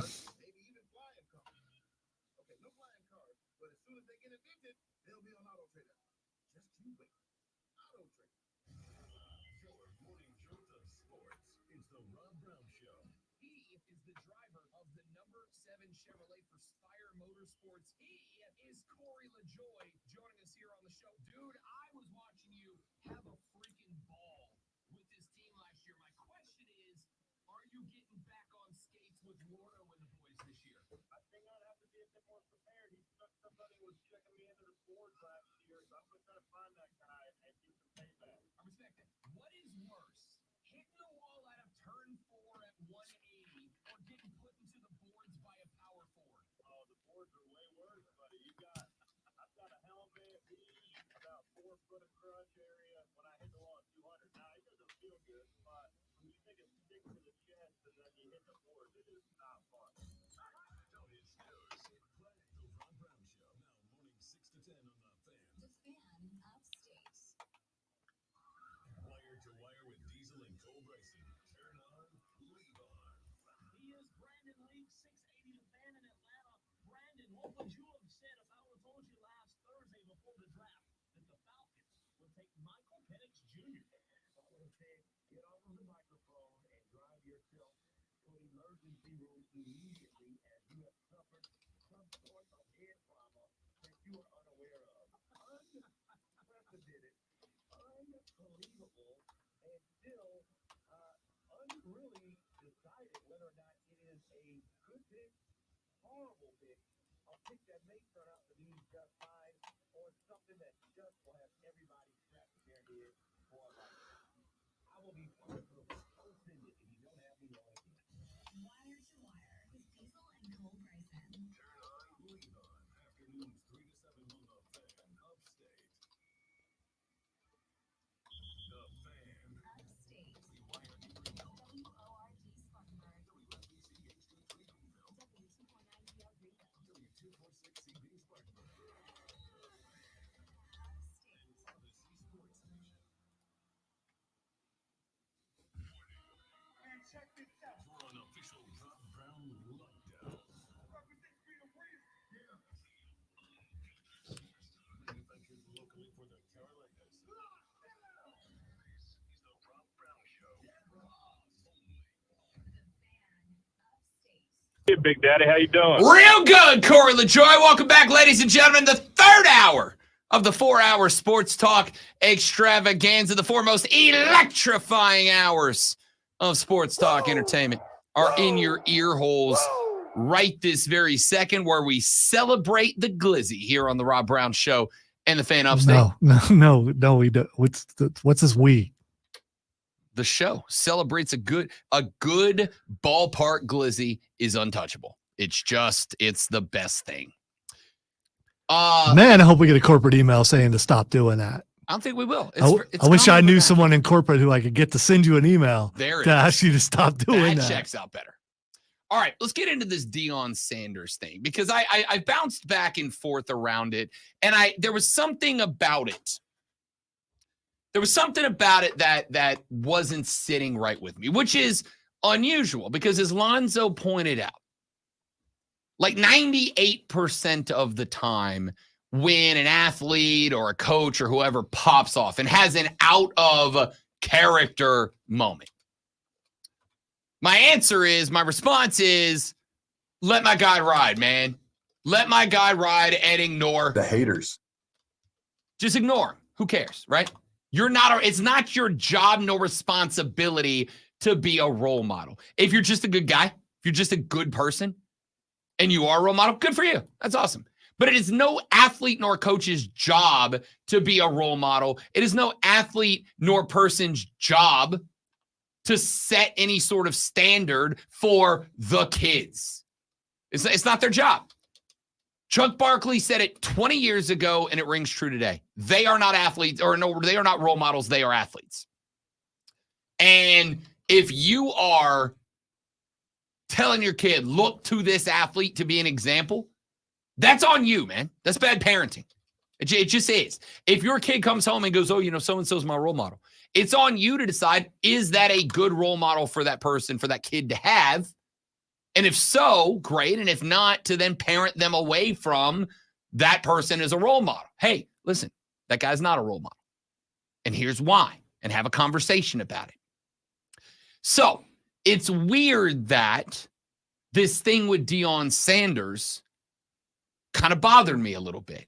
Normally, it doesn't. Normally, when some rando on Twitter pops off at the mouth at an athlete, and that athlete brings the fire of their millions and millions of followers down on that fan, 90% of the time, I'm totally fine with it. Like, hey, it serves you right. That'll teach you to fire off a tweet at a guy who doesn't otherwise know you even exist. You got it back in spades. That's on you. But this one didn't sit right with me. This one kind of bothered me a little bit, and I didn't know why. So if you haven't heard what's happening, at this point, I got to assume the majority of you have, but I'll get people caught up just in case. What ended up happening was his son, Shador, who was the quarterback at Colorado last year, got into it with a kid who transferred out of the school. The kid left the school. He had some comments about Colorado and why he basically put out a statement why he was leaving, which is his right to do. And Shador, paraphrasing, because I can't find the tweet right now, but paraphrasing, basically said, I was on a team with this guy and I don't even know who he is, so he's not relevant to us. Which is kind of cold. All right, here's what Shador said. I don't even remember him. TBH, bro, had to be very mid at best. There it is. Hit him with the MJF. Mid. Which is kind of cold, right? It costs nothing to just ignore that guy. Just move on. But Shador popped back off. Well, then a social media user who goes by the name KB and has fewer than 300 or had fewer than 300 followers on Twitter, responded and tagged Deion and said, quote, tell your son stop act like he the coldest out here, then put up a 4-8 season, which if we're being real is kind of funny to me. All right? It's kind of funny. It's an accurate burn is what it is. It is. There is no burn that is better than a true burn. Scoreboard does not lie. Tell your son, stop fronting when he's a 4-8 quarterback. Well, Deion wrote back and said he will be a top 5 pick. Where your son going, LOL, I got time today, LOL. And yes, that was the correct numbers of L's and O's in that tweet. And, like I said, 98% of the time when an athlete or a coach dunks on somebody like that, I'm usually like, pop, got him. Good one, Dion. You got him. But this one didn't sit right with me. Like it bothered me for some reason.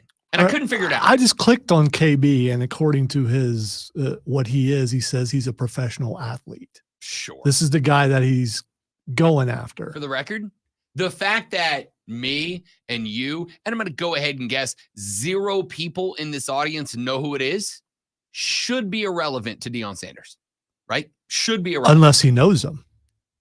And if they know each other and they have beef or they're just messing around, I'm just saying. You're searching the avenues. You're talking all possible possibilities, and I respect that. That is 90% of the time what I'm literally searching the avenues trying to find out who this guy is. Yes. Here's the thing.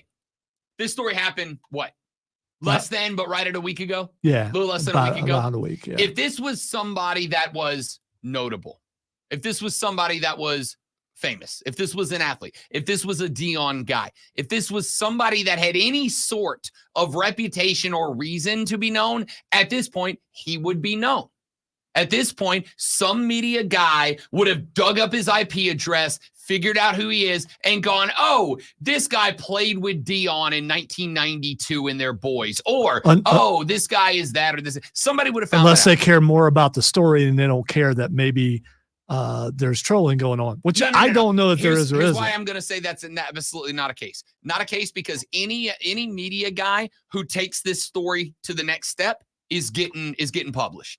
Anybody who finds out who this is and what the beef is and how we got here and is able to post the next step in this story is immediately getting their stuff published on the national sites. So you got a guy with less than 300 followers on X giving a shot at Deion firing right back with where your son going, LOL, I got time today, LOL. So this bothered me. I didn't know why it bothered me. I didn't know why it was sitting right with me, and I figured it out. It is not even the tweet. It is LOL, I got time today. That's what bothers me. Now, I understand as somebody that I think I can say about myself, I work hard. All right. There are probably days and times where I could work harder, but I also think you got to live your life. But I work hard. As Alonzo likes to point out, I got 36 jobs. There's no point on the calendar I'm not working at least 2 jobs at any given time. And they're all fun jobs, just so we're clear. Like go to hockey games and yell loud is a great job. Go to baseball games and yell loud, great job. Go sit in a box, watch soccer, and talk about it into a TV screen, great time. But I do a lot of it. And like I said, the majority of the stuff that you guys see, the front-facing see, the time we're on the stream, the time we're on the show, the time I'm calling games, that's all front-facing time. What you don't see is the time that goes into making that happen. You don't see me sitting in the bro cave in the lab at 11 o'clock at night putting the next day's show together. You don't see me watching game film and rewinding the same play 9 times to figure out why it did or did not work. You don't see all that. That's all that goes, that all goes into this as well. I know that even those of us that to use another term of the youth, grind, those of us that grind, we still have to stop. You still got to take a minute. You cannot work from wake up to bed to night time. Sometimes you got to take a break. You got to have a margarita and relax for a minute.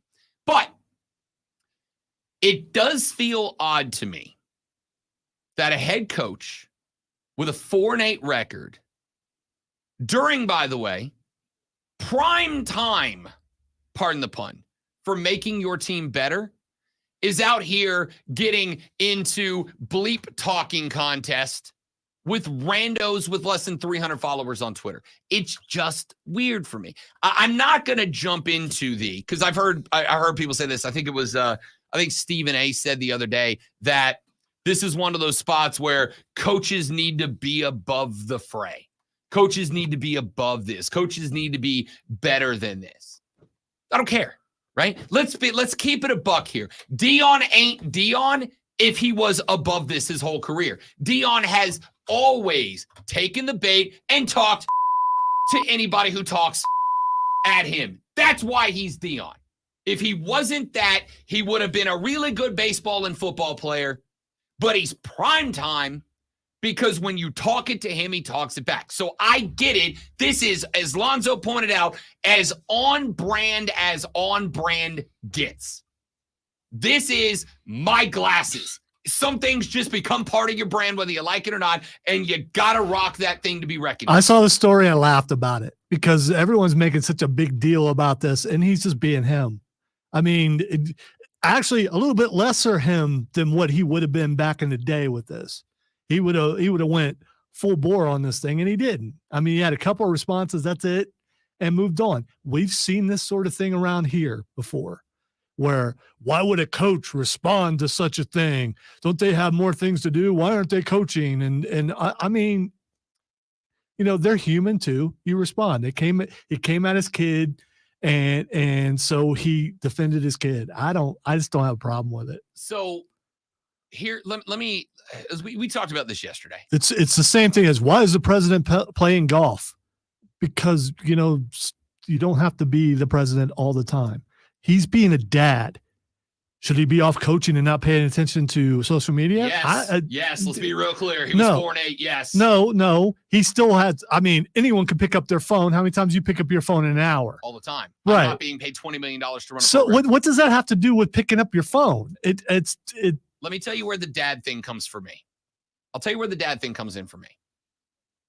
I don't have an issue with that take if his kid didn't start the salvo, right?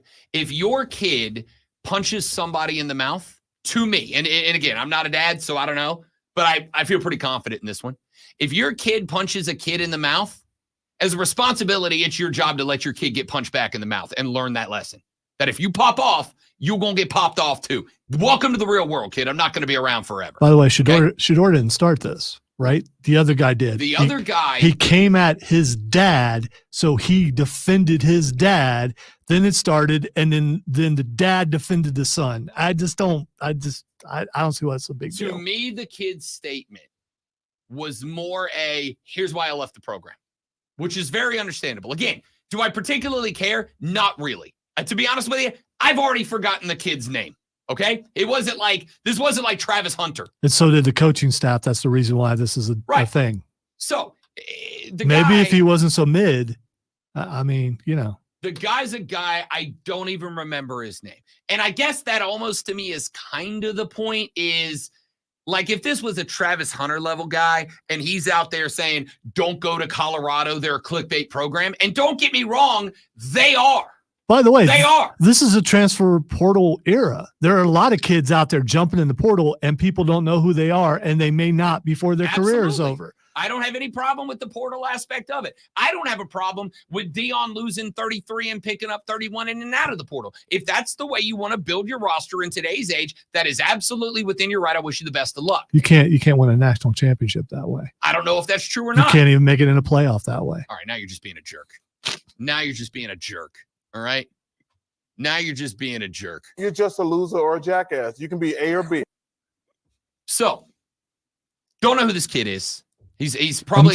By the way, I'm sorry. Same team. I don't know what I was doing. Yeah. You've been saying that all freaking morning. Same team. And then you're in here pulling blades. What are we doing? All right. I guess the landing spot for me is this is the difference between Jalen Brunson talking and Jimmy Butler talking, right? And we're going to talk about that in a minute too. Actually, we may do it next because it fits in with this conversation relatively well. Pat Riley, GM of the Heat, longtime legendary coach, just popped off at Jimmy Butler because Jimmy Butler was popping off at the Boston Celtics and the New York Knicks. Jimmy Butler said, if I was playing, the Knicks and the Celtics would both be going home. And Pat Riley's like, yeah, but you're not, so maybe shut the hell up, right? This is kind of that for me. It is one thing to talk when you're on top. When Tyson Fury talks it, I can't say anything because nobody's putting him down. When in wrestling, because everything's wrestling. In wrestling, When the guy holding the championship belt talks, all you can do is hope for him to lose. But you can't say anything because he's a champ, right? Doesn't matter what the sport is. If Patrick Mahomes is going to go out there and be a heel with Logan Paul like a jackass, heel. All right. Heel. Disrespectful. You didn't have to call him a name. You're a heel. You're being disrespectful. Yeah, he's being a heel, but you didn't have to call him a name. Heels get disrespect. Too far, Rob Brown. Too far. Three-peat incoming. If he's going to be a heel, you're going to get popped off. But at the end of the day, I can't pop off much as a football guy. Why? Because he is wearing the crown right now. Dion, you're 4-8, bro. You're 4-8. You're 4-8. The most successful thing that you have accomplished in the last year and a half is me buying a pair of your sunglasses. That's the best thing you've done is get blenders on the map. You bought more than That's it. One pair, didn't I? Thought you bought a couple pairs. I have 3 pairs now. Okay. All right. I did finally get the golds. I'll bring the golds in one. Yeah, the golds are pretty sweet. See, the problem is I can't wear them unless I match them to what I'm wearing. So I can't just pop on, like they wouldn't go with this. I can't just pop on the golds with this. It's red and black. Wouldn't they go? I also got a pair of the new ones, the Miamis. The Miami vibes, they're good. When they go with your Saints gear? Yes, that's why I got them. Okay. I got them for Sundays. Okay. That's exactly why I got them. Not that I know about fashion. I was just guessing. Yeah, that's why I got them. Anyway, the point here is, I think the problem that I have with it is that after you have players leave and saying, quote, he was destroying guys' confidence and belief in themselves, end quote. And then he's got his kid going out there saying, bro had to be very mid at best. For a coach that's 4-8, and let's be clear, if you want to use the portal to build your team, I'm good with that. Norvell did it. He won a national championship last year. Didn't Dion like double the win total from Colorado from the year before? Yes, and don't get me wrong. Okay, he still was an upgrade. I mean, it's still only 4 wins, but it's double what? Yeah, absolutely.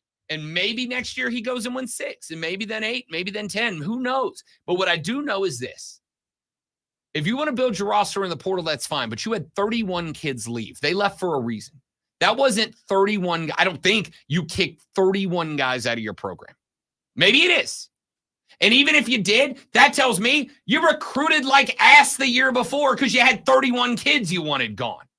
After you, because what did we say last year? Most coaches, when they're cycling the last guys out, they earn themselves 2 or 3 years before I really come down on them. Not Dion, because Dion wiped half the roster before he stepped on the campus. Remember, he showed up with his bags and they Louis. That's what he said. Yeah, but he came in with more pressure than what a normal coach comes in. Correct. And it's his responsibility for it. He's the one that did that. He didn't go. Nobody said, let's put pressure on Dion. Dion said, bring on the pressure. Well, if you do that, you better answer the bell. So you're saying he was doing a lot of talking like he was online when he responded. He's just being him. I agree. What I'm saying is sometimes it's best not to be you. Sometimes. And when you just got your ass kicked, it's probably not good to walk in the door the next day and go, I'm the baddest Mo you know what in here. I don't ever want to be me until I look in the mirror and I'm like, yeah. Look, Rob Brown's loud and boisterous. Probably not the best idea for him to do it at a funeral, right? There's a time and a place to shut it down. Well done. Thank you. That's a good analogy. I kind of nailed that one. I really stuck the landing on that one. I'm very proud of me. Like Dion is, for no reason. Very proud of myself. All right? I think it comes down to, bro, you're 4-8. You're 4-8. You're getting paid more money than any coach in Colorado history to be 4-8. You need to stop talking until you start walking. Now, if Dion was 10-2 last year, talk the talk, baby. I ain't mad at you for it. All right, we'll get to this Jimmy Butler thing coming up later on in the show. I got a bunch of y'all texting. 71307. Start your text with FAN, F-A-N, FAN, F-A-N. We'll read them on the air when we come back. What's your thought on all this? You good with Dion popping off on Twitter, or do you think he needs to maybe can it until he, I don't know, does something? The Rob Brown Show rolls on. It's the Fan Upstate.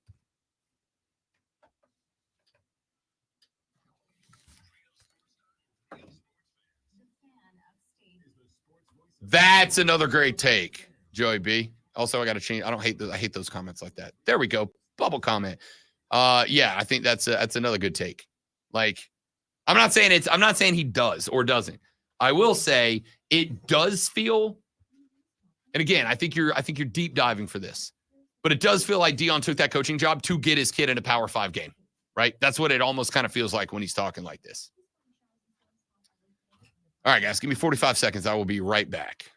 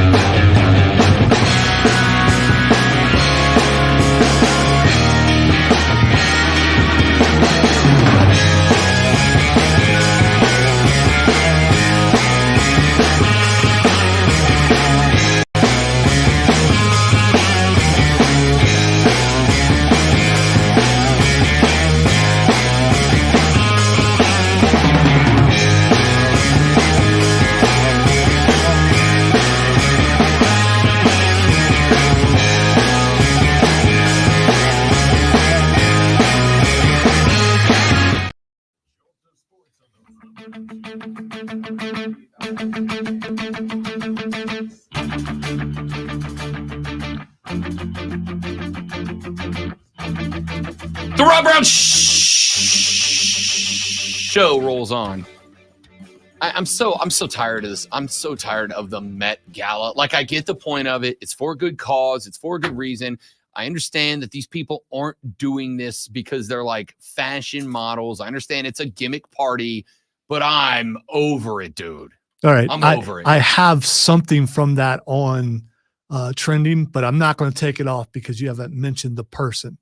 You mentioned the person, then I'm taking I'm not it going to off. mention any individuals.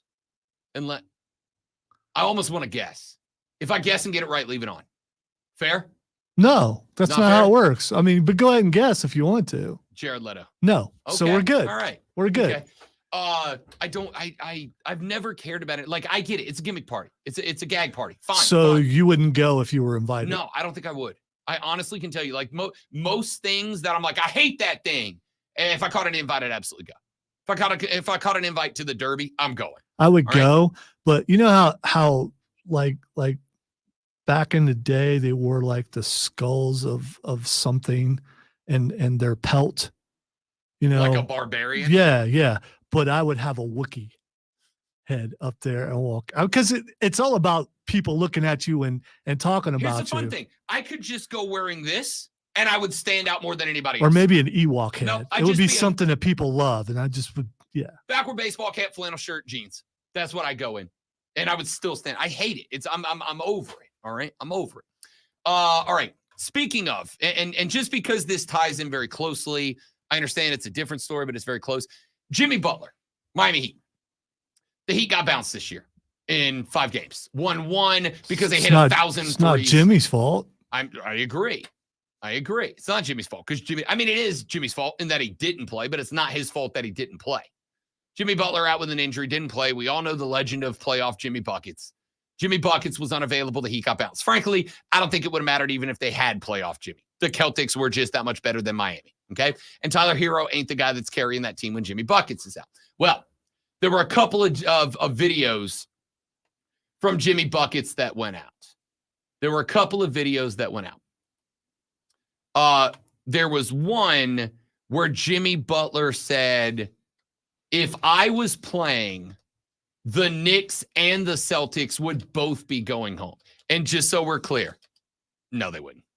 Because Jalen Brunson is doing everything Jimmy Buckets got turned into playoff Jimmy for. Jalen Brunson right now is what? 5 games into his playoff career, 6 games into his playoff career, 7 games into his playoff career. And he's playoff Jalen Brunson at this point. He's playoff Jay.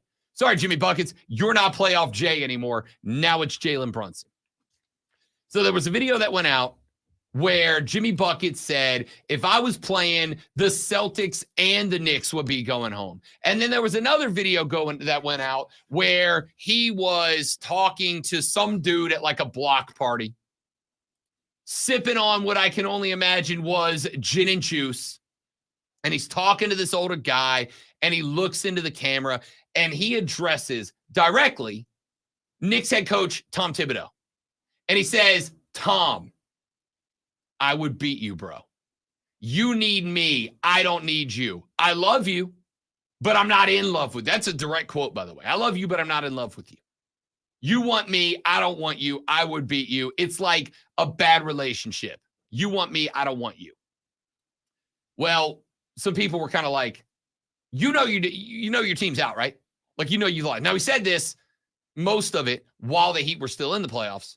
And basically, Jimmy was doing what the fans were doing, which is fair. It's a different series if Jimmy Buckets is playing. Here's the thing. I still don't think they win. And maybe I'm wrong. I've been absolutely wrong 2 games in to the Timberwolves Nuggets series. Rob Brown gets one wrong every now and then. It's very rare. I know ball, but it's very rare. However, you didn't play, my guy. You didn't play. You weren't part of that. You weren't there and available when your team's season came to its end. Pat Riley is it. Can we put him in the legend status? Great one. Did Pat Riley make status of legend? Not without some controversy, but yes. Sure. I think every legend has some controversy, right? Magic's got controversy. MJ has controversy. LeBron's got controversy. Kobe had controversy. Like, they all do. But I think Pat Riley made the legend status. The Godfather, regarded as one of the greatest NBA figures of all time as both a coach and an executive, is currently the president of the Miami Heat. And Pat Riley did not necessarily love the comments of Jimmy Butler. For him to say that, I thought, is that Jimmy trolling or is that Jimmy serious? You know, if you're not on the court playing against Boston or on the court playing against the New York Knicks, you should keep your mouth shut in your criticism of those teams. Yeah. Yeah. That's kind of it. I don't have a problem with players, especially in basketball, talking smack. I have been around basketball my entire life. As my mother hates to tell the story, my first word was basketball, courtesy of my uncle. Okay? I love this game. I always have. And as somebody who grew up in and around the game, basketball, I think more than any other sport, talking is part of the game. It just is. Rob Brown is as mild-mannered as they come. I do it. You can ask the great one. I actively avoid conflict. If there is conflict in a room I'm in, I leave the room. And as Lonzo has seen me do, I will make up a lie as the reason I have to leave that room if I've got to get by somebody to get out. Oh, I got to go talk to the boss. I saw this last week. Literally yesterday. He tries to like sink down as low as he possibly can, and it's a lot of fun to watch. I am not really a wuss, and I acknowledge it. All right, I'm a big wuss, and I acknowledge it. I avoid conflict as if it is the play. A bunch of the conflict he has to deal with lately has to do with me. Yep. That's a bit surprise. Yep. People come into the room. There's some discussion that needs to get had. I'm not a part of it, so I want no part of it. And I'm, gotta go talk to the boss. No, I don't. I'm going to walk 4 circles around the hallway until I hear their conversation end. Get your steps in. Yep. And that's it. And conversations really carry in this hallway. Great time to make some progress towards those 10K steps for the day. Great time for it. I don't want no part of it, except on the basketball floor. That's just, it's part of the culture of that game. And it makes some people uncomfortable, and not everybody's into it. But it is part of the ingrained culture of the game. So I don't have a problem with people running their mouth on a basketball floor. The problem is I don't have a problem with people running their mouth on a basketball court. On it, Jimmy. You hear me? On the basketball court. Do you understand how much more difficult you make life for your teammates when you run your mouth and you're not playing? Do you understand? Every time that you go, well, if I was playing, the Knicks and the Celtics would be, he said Celtics. That's how I say it. The Knicks and the Celtics would be going home. Every time you do that, all it makes the Knicks and the Celtics want to do is beat the dog out of your teammates that much more. That's it. Every time that you run your mouth, all it makes Jalen Brunson want to do is make Tyler Hero look awful that much more. If Jimmy Buckets is out there playing and he's talking smack, fine, have at it. That's basketball. As long as, and this is the key, this is where I need you all to teach the youth of America, as long as you recognize that if you talk crap and you lose, you gotta wear it. Right, Joel Embiid? When you run your mouth, when you act like a clown, and then you lose, you gotta wear it. You gotta take it. You dished it, you gotta take it. But when you're not on the floor, when you're not actively playing, whether you're hurt or suspended or whatever, shut your mouth, Jimmy Butler. You make everybody worse by running it when you have accomplished nada. You did nothing. You helped your team earn a play-in spot, and then that team got wiped out of existence in 5 games, and you were lucky to win 1. Maybe don't make it worse on your boys by running your mouth on the bench. That's all I'm saying. Back after this on the Rob Brown Show in the Fan Upstate.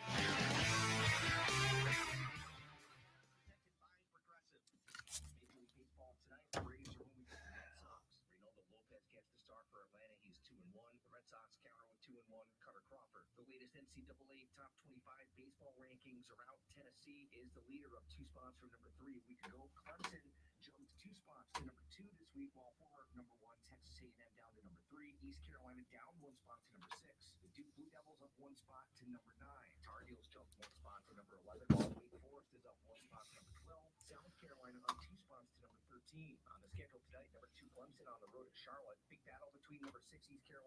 All right, what do y'all want to talk about next? I feel like I've been a dictator today. What do we want to get to?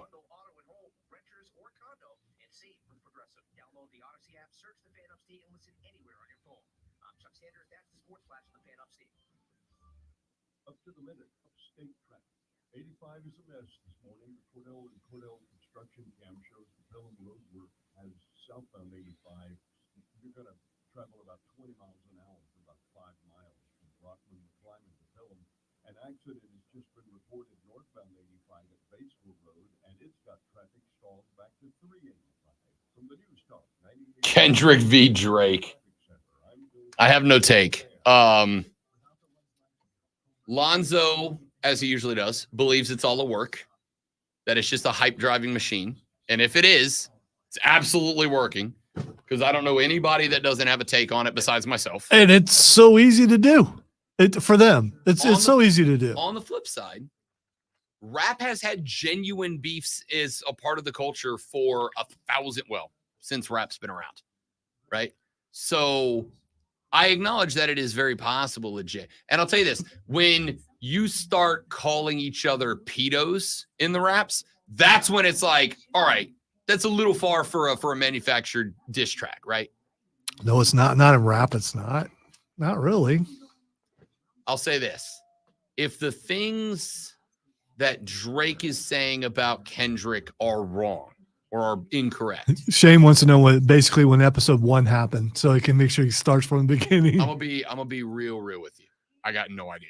I know someone who would know. It is one of the. If you ask Will, he'll be able to tell you exactly when it started. Which son? Will? Oh, you ask Will, he'll be able to tell you exactly. It is one of the first times in my life that I genuinely feel 100% disconnected from the youth. Like, I know we make that joke all the time, but ordinarily, like, I may not be involved, but I know what's going on with the youth of America. Is one of the first few times that I'm like, I have zero connection to this. I'm not a Drake guy. I'm not a Kendrick Lamar guy. Like, I listen to rap. They ain't on my list. That's not to say they're not great. I understand they're both great rappers. They're just not for me. One of them's from Canada, right? Drake is from Toronto. I knew which one.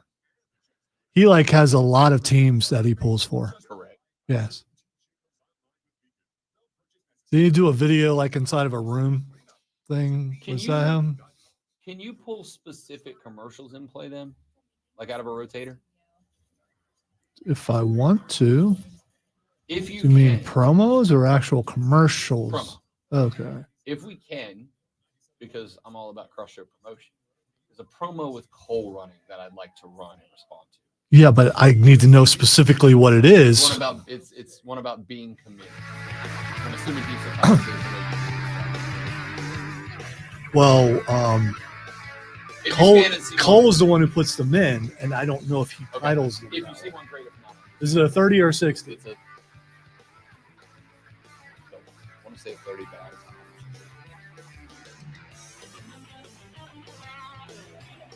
Wrapping up our numero tres, hour number 3 of the Rob Brown Show here on the Fan Upstate. Robin Alonzo with you. One of the things when we started our brand new show, Wire to Wire with Cole Bryson and Diesel in the afternoons, one of the things that we had established as a goal was that we play on the same team, but drive each other to be better, right? It's like siblings. You're going to fight with your sibling, but you love your sibling. You're going to fight with your teammate, but you love your teammate. You're fighting because you know that it is making you better and it's making them better too, because you want to be better than them and they want to be better than you, but you both know you succeed when you are both the best version of yourselves. Yeah. So we have gone back and forth with takes that Diesel's had, I've responded to, takes that I've had, I know they've responded to on Wire to Wire. And I'm going to do that here. Cole Bryson, who, I mean this, I love that kid. Good dude, man. I say kid because he's like 10 years younger than me. He is a grown-ass man, all right? But I love CB. Good dude. That implies tall, and he's not. I mean, I just I had to interject there, and he's not that. Don't have the audacity of being short around Lonzo. Don't you dare. Big fan of CB, both on and off the air. Good dude, and I am very much enjoying that show. I listen about an hour every single day while I'm getting ready to start prepping my next day's show. There is a promo that is running right now for that show that Cole recorded from audio from their show. Lonzo is being a phenomenal human being and with zero assistance from me trying to hunt it down on the system. If you don't find it, don't worry about it. It's not a huge deal. You got it? All right. Hey, I mean, come on, dude. Attaboy. That's why we keep you around. This is we stuff. Like you have any anyway. The audacity, sir. Okay. So there is a promo running, and I'm doing this for two reasons. Number one, because it's free advertising for my buddy Cole and Diesel on Wire to Wire with Cole, Bryan, and Diesel. That airs every afternoon from 3 to 7 right here on the Fan Upstate. Cole Bryson, not Cole Bryan. Yeah, yeah. I saw Zach Bryan last night. I'm just mixing up my short country friends. Daniel Bryan, Brian Danielson. What's going on? Anyway, this promo is currently running for the boys. Diesel and Cole Bryson. Can we please stop using the word committed in college athletics? Like, is it time? Can we quit? If I see one more tweet from someone that says, I have committed, I'm going to automatically block them. You're not committed. You're going to jump ship eventually. Let's be real. Cross promotion, baby. 3 to 7 every afternoon on the Fan Upstate. But with that being said, Cole, heart hands emoji. That's a bad take. It's a bad take. What was bad about it? It's a bad take. What was bad about it? He makes it sound. Well, they're committed for the moment. I mean, not committed for the long haul. For the record, that's how commitment works. No. It is. When I commit to something, I try to commit my entire life That's to fabulous. it. Yes. That's how it works. That's if what you're commitment is supposed to be, not commitment. Commitment doesn't change on a whim. Commitment doesn't change because No. Wait. I didn't say commitment changes on a whim. Commitment does change for a reason. I'm not saying this is ever going to happen, and I know this is one of my most reaching. Oh, look, that girl's hotter than the one I'm with. No. I'm no longer committed. No, but what happens if your girl cheats on you? Are you still committed? No, or at least you shouldn't be. Don't be people. a simp. Some people are. Is that what that is? Is that what you call a simp? Yeah, a simp. Don't be a simp. Okay. If your girl, you can be as committed as you want. But if your girl goes home with another fella from the bar and does the old bow chicka bow wow with him, you should not be committed to that person anymore. If you are at a job and you are working that job, and one day the boss comes in and goes, hey, you're doing great work, I'm cutting your salary in half. You should not be committed to that job anymore. You should always be committed to doing the best that you can about a thing. But there is always a reason that you would decommit from something. There can be a reason. Again, there's an old joke. What was the and I don't know that this happened in real life, but it's more of a life lesson kind of story. You ever heard all the Winston Churchill stories where he dropped his little pearls of wisdom? My favorite I'm one. aware of who Winston Churchill was, yes. I didn't ask if you knew Winston Churchill. I said, have you heard the little stories about his quips? There are probably more quips out there that Absolutely. he said that you don't know it was him who said them. Maybe yes. so. But my favorite one. Why are we fighting over Winston I don't know. Churchill? Why There's are we not fighting even over a Winston fight Churchill? there. Just do your thing, man. All right. So there's a story about Winston Churchill where he was at a party and he got into a conversation. Well, there's actually two. My first one is he was talking to a lady and she's like, I'd never sleep with you. You're a drunk. And he said, yeah, but tonight I'm drunk and I'll wake up sober. Tomorrow you'll still be ugly, which is just the greatest historical burn ever. However, the story that I was driving at here was he was having a conversation with a woman at a party. And he said, would you sleep with me? And she said, no. And he said, would you sleep with me for $1 million? Or no, would you sleep with me for $5? And she said, no, sir, I am not a prostitute. And he said, would you sleep with me for $1 million? And she said, for $1 million, I would sleep with you. And he said, oh, so you are a prostitute. We just got to haggle on the price, right? Great burn. Great burn. Great. And it's a great point. It was more succinctly said one time by the $1 Million Man. Everybody's got a price. See, I'm just having a hard time seeing Winston Churchill at a party. I don't think any of those stories are true. Trolling for girls. I just don't. I don't mean, think. you know. First off, I absolutely do see him trolling for women. Winston Churchill was absolutely. He is a person of power. He doesn't have to troll. No, that's you still do. Yeah, you at least got to put it out there. The Klingons would be out there. There's no. I'm just saying. Point is, it's a great little anecdote to be a little more philosophical about what the $1 Million Man said so many times. Everybody's got a price. Your commitment comes at a price. That would be like when you're driving along and as a teenager, when girls would flip us off, one of us would have a 20 and just put it up in the window. Yeah. And they would immediately just drive off. Yeah. It's the old definition of, oh, that guy's got money, I should treat him differently. Which I'm going to say we all do. We all do it. All right. Most of the time we just put up $1 because, I mean. Because you're in Ohio. No, he didn't see what the girls look like. Because you're in Ohio. That is unfair. Burn. I sent you a video of an Ohio State girl who caught something that just. For the record, that girl's catching a ring. Yes. Way. All right. Lonzo sent me a video from an Ohio State frat party where this guy is underhand chucking beers into the crowd, and there's a guy filming, and he like goes to catch the beer, and this girl like Odell Beckhams him, one hand's upside down behind, turns, hands the guy the beer, and just has like the look like. You know how you feel right now. I told Ron, I'm like, that's wife material. That is straight up, I'm leaving college married material. Anyway, the point here, let me get back on topic. The point of this conversation, when it comes back to Cole's promo, is that, yes, everybody does have a price. However, the thought that every single college kid should not use the word committed, I have an issue with that. There are a ton of kids who are picking a school and finishing at that school. There are a ton of kids who are finishing their 4 years at one school. A ton. The problem is you don't want to recognize them. You want to be mad about the portal. And the problem I have with this is, as I am pointing out here with the example of the woman who cheats on you, commitment is a two-way street. Loyalty is a two-way street. If you are committed to someone and they are not returning that commitment back to you, you're a simp. You're a loser. Sorry, you're a chump. I don't know how many times I've had to tell friends of mine, dear friends of mine, you're a chump. Stop being a chump.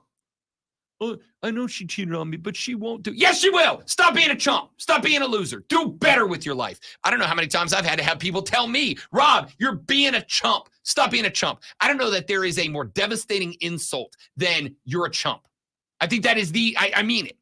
I would rather be called a straight up face or, oh man, that's not as fun, or head than I would be called a chump. Because a chump means you're getting walked over. A chump means you're getting stepped on. It's the most, I honestly think chump is the most insulting, maybe not vulgar, but insulting thing you can call a dude. And a one-way commitment, loyalty that only flows one direction, you are a chump. That's not good. So my response to Cole's promo there would be, the only difference between the commitment now and the commitment from 10 years ago in the good old days of college football is that now commitment has to be a two-way street. Loyalty has to be a two-way street. Here's a way to solve this. When a student athlete decides to go to a certain school, don't call them a commitment anymore. Call them something else.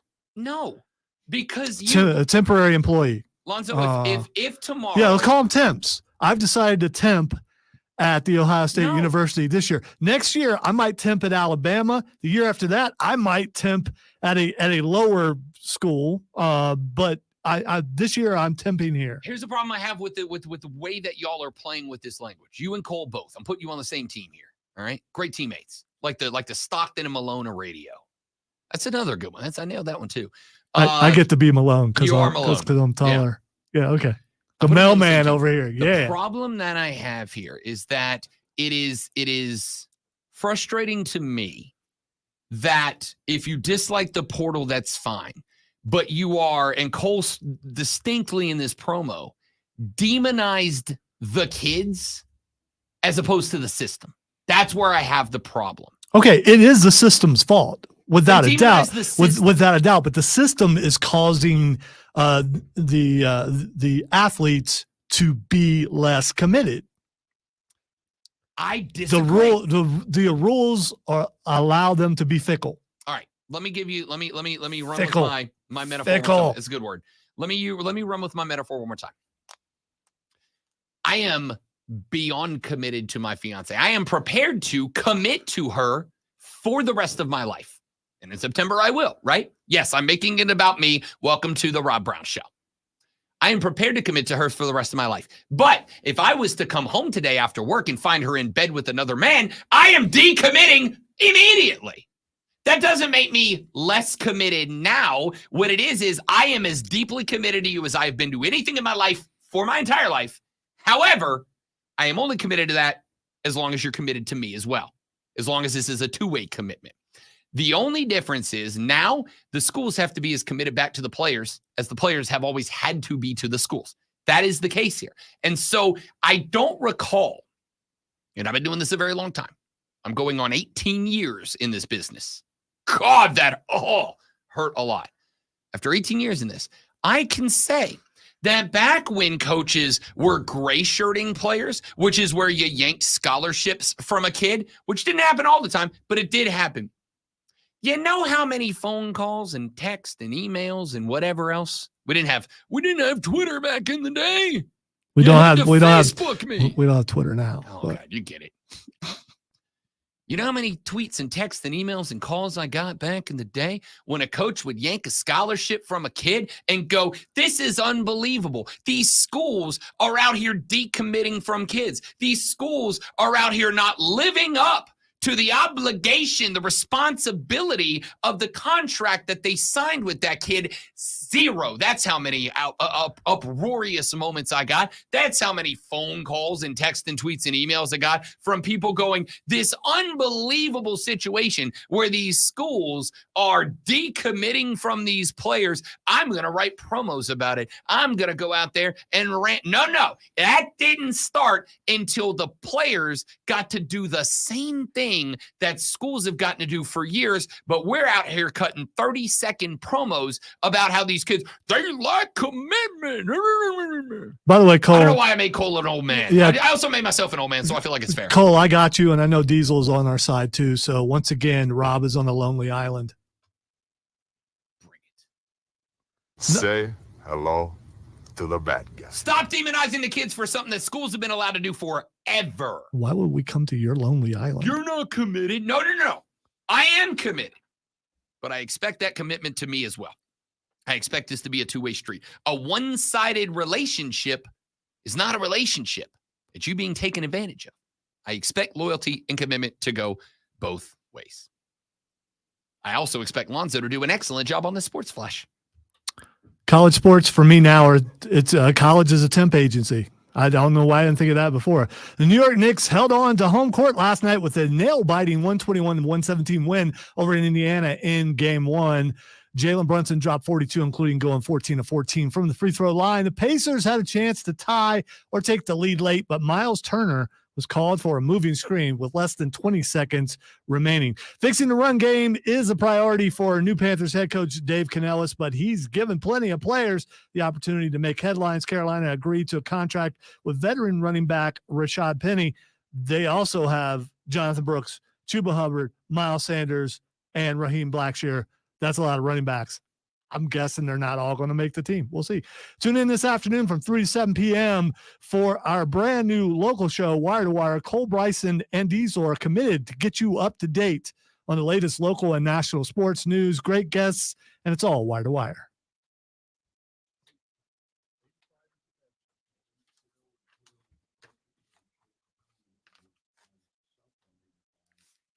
Come on, Bill. I don't think you said jam cam the entire day. Very disappointed.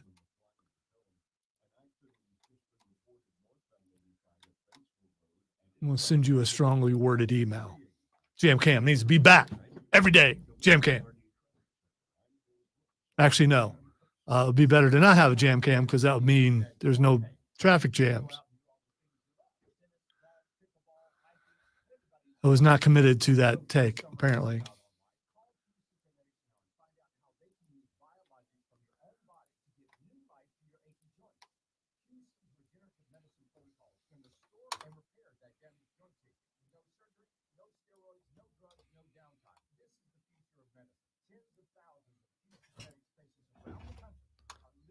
You all right? Did you just almost fall just from, out of the corner of my eyes? You had to grab the handle for it. I'm just worried. No, so here's my first world complaint of the day. This chair, because the bottom of the backrest sticks out, it's a lumbar chair. When I sit down on it, if I don't hold my shirt down, it pushes the back of my shirt up. And then my lower tramp stamp region ends up getting cold. So I have to grab the handle and make sure I pull my shirt down before I sit so that it doesn't raise my shirt up. Valuable lesson, kids. You never want your tramp stamp cold. Never want your tramp stamp showing. Unless you do.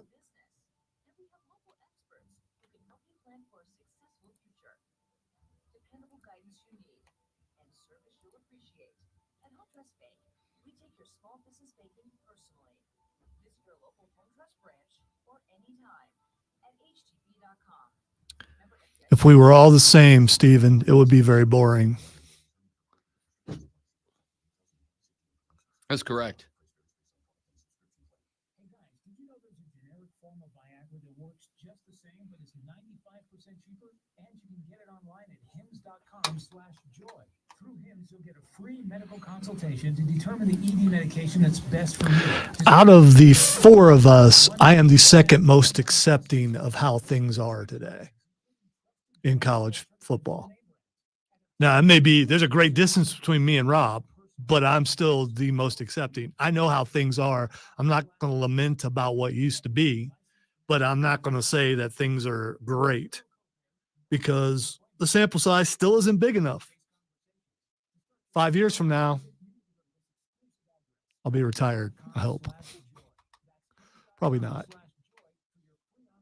I ain't making it 5 years. They're going to retire me before then. Hey, did you notice the sound of a kitten in the Wire to Wire promo? I did not. Was there one? You did not. Oh, it wasn't me. Oh, okay. Oh, it wasn't me. I was like, dude. It's not me. That would be the best and also I mean, controversial prank you've ever I mean, it could be that I hear something that's not there, but I'm pretty sure I hear a cat sound of some sort. Oh, crud. That makes us a minute early. Screw it. The ID played early. What can I say?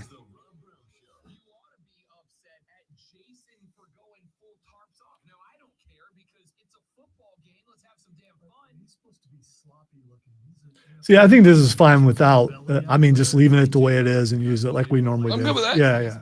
You are the wizard. It's all about the choir, man. You are the wizard. It's all about the choir I agree. because that hits it right at the end.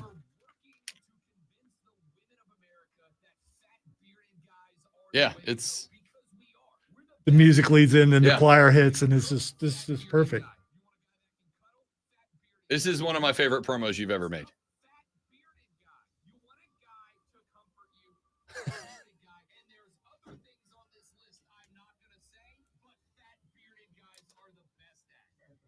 America.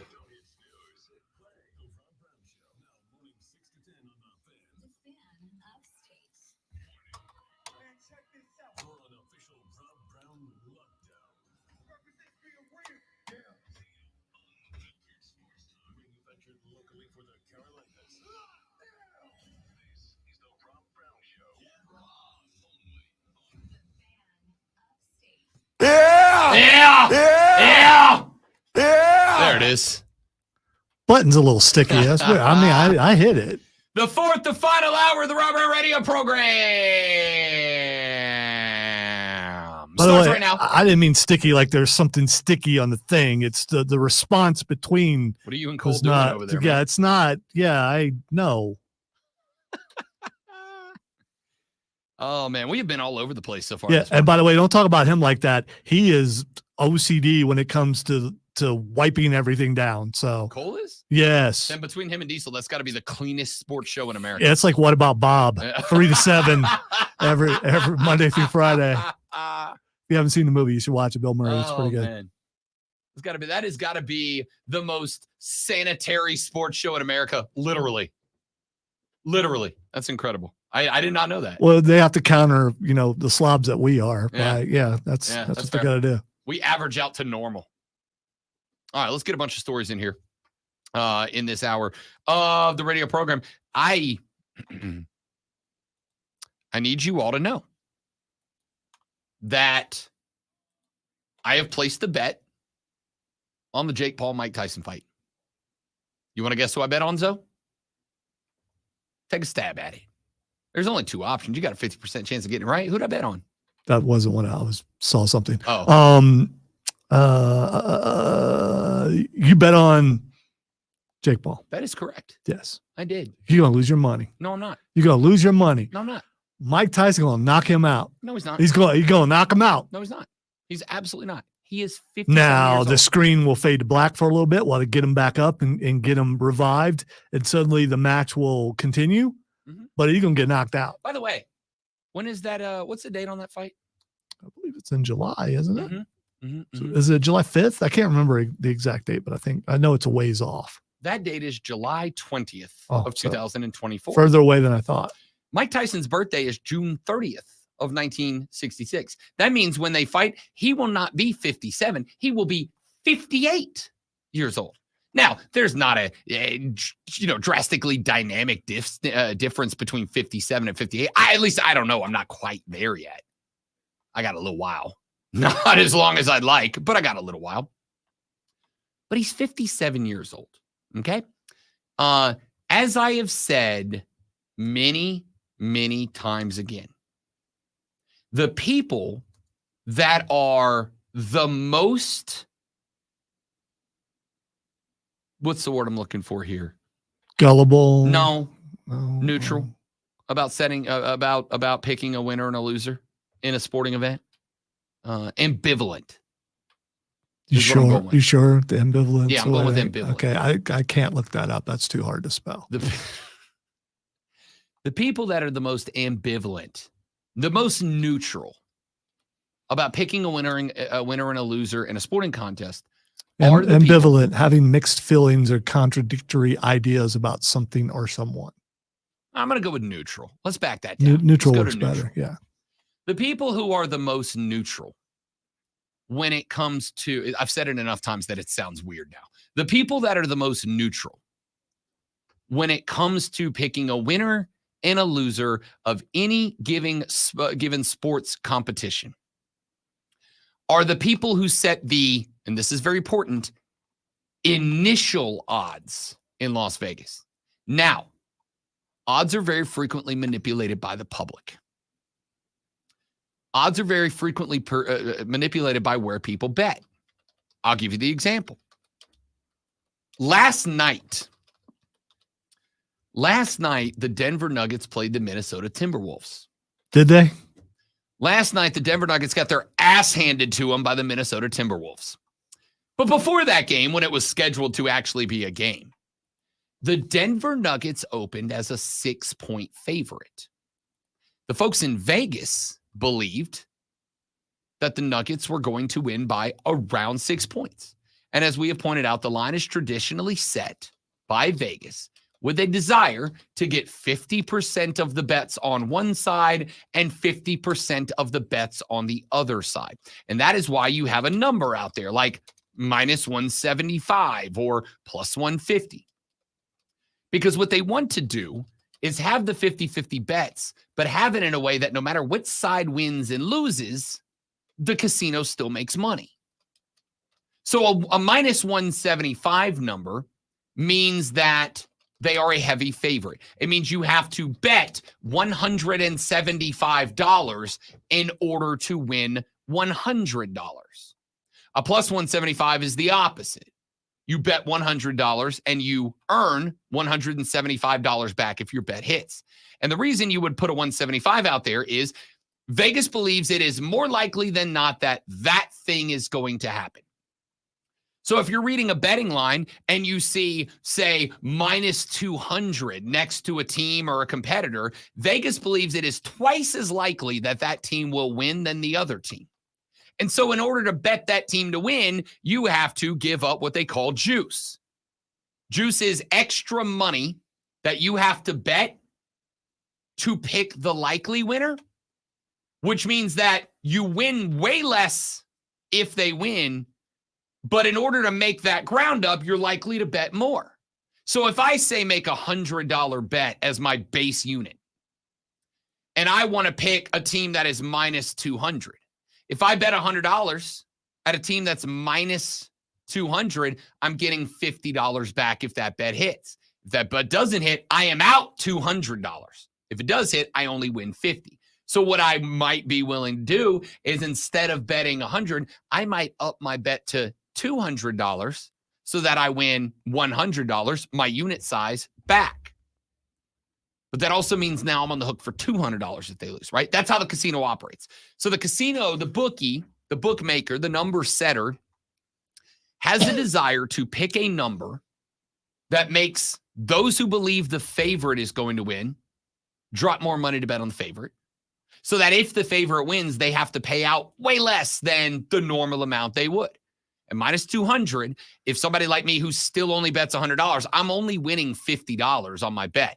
Normally I would win. I'd like to win closer to 100 when I bet 100. That's an even money bet. On the flip side, they want people to look at like a plus 175 and let's say plus 200 just to keep that number even, right? One team's minus 200, one team's plus 200. That means they're twice as likely to lose. But if that underdog wins, you get twice your bet back. So if I bet $100 and I bet an underdog, I'm looking down the line and I see an underdog that I think has a shot. Even though I don't think they're going to win, I might throw $100 at that underdog just in case they do. And in boxing, that makes a lot of sense. Because if you're in the ring in a Vegas fight, you are a good boxer. Even if you're a bad boxer, you're still one of the best boxers in the world if you're booking a card in Vegas. Okay? So if there's a puncher's chance and I bet 100 and they get a lucky knockout, I win $200 back. I am not betting because I necessarily think that team is going to win. I'm betting just in case they do. Just in case they do. See this in the NFL all the time. A team might be a 7.5 point favorite at minus 110. And the other team is plus 7.5 at minus 110. Even though I know the team minus 7.5, I might go, I don't think they're a touchdown better. And I like that hook. I get the juice back if I play on the other end. That's fine. Money line bet. Maybe I think it's an outright upset. Carolina's going to host New Orleans in week whatever. I think Carolina can win that game. I think New Orleans is going to be bad this year. Carolina might be, let's say, plus 230 on the money line. That means if they win, and I bet 100, I get 230 back. I think it's an outright winner. I take that bet. It's not likely, but I think it can be done. So that we are clear, the reason I'm explaining all of this to you is because Jake Paul is a minus 175 initial favorite. That means Vegas believes that Jake Paul is almost twice as likely to win this fight as Mike Tyson. Vegas is the definition of neutrality when it comes to setting this line. So where would the money be? If I were to bet on this fight, where could I make the most money? Betting on Tyson? Yes, because Mike Tyson is, and let me get the exact number because that number in fairness, that number may have moved a little bit because Mike Tyson has not fought in 4 years at this point. Mike Tyson is plus 135. That means if you bet $100 and Mike Tyson wins, you would get $135 back. So that's an underdog bet. It's a pretty big risk. It absolutely is. Jake Paul is minus 175, meaning you have to bet $175 to win 100 back, right? So I got to put 175 on the table and Vegas puts a $100 bill. And I say Jake Paul wins and they say Tyson wins in that case. So if Jake Paul wins, I get my 175 plus their $100 bill. If I lose, they get their $100 bill plus my 175. So the point here is Vegas is looking at this, and they are saying, Jake Paul's winning this fight. Jake Paul's winning this fight. And I think it's for two reasons. Nope. Number one, because Mike Tyson, who is, by the way, 57 years old and will be 58 when this fight starts at the end of July, is not only 58 years old, but he at this point is done. He may do an exhibition match every now and then. You hope it's like a charity match at most, but he's done. He's cooked. He's 57, almost 58 years old. Jake Paul, on the other hand, is still making millions of dollars by doing these dumbass, irrelevant fights. Now, it doesn't matter that I think they're dumbass, irrelevant fights. All that matters is that y'all don't. And y'all keep giving him money to watch this.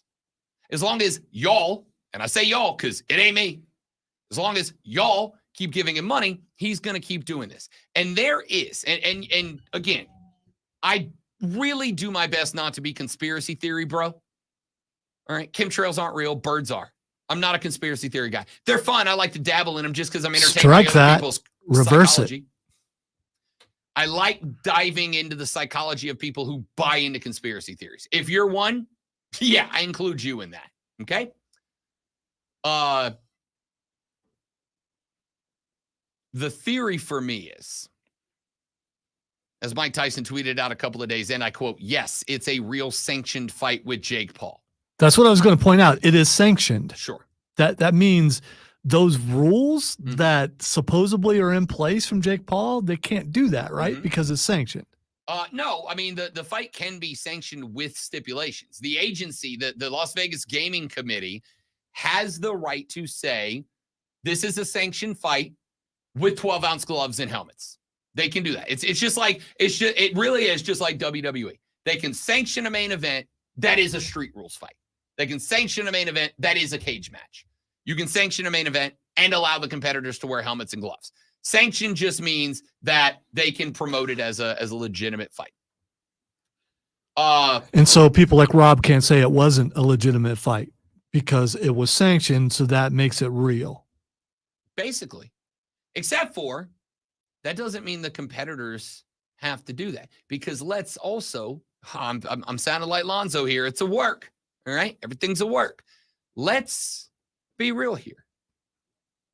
Mike Tyson tweets out, it's a sanctioned fight. How many people you think that were on the fence about that but weren't really sold on the fight because it was an exhibition with some dumb rules suddenly went, oh, now I'm in?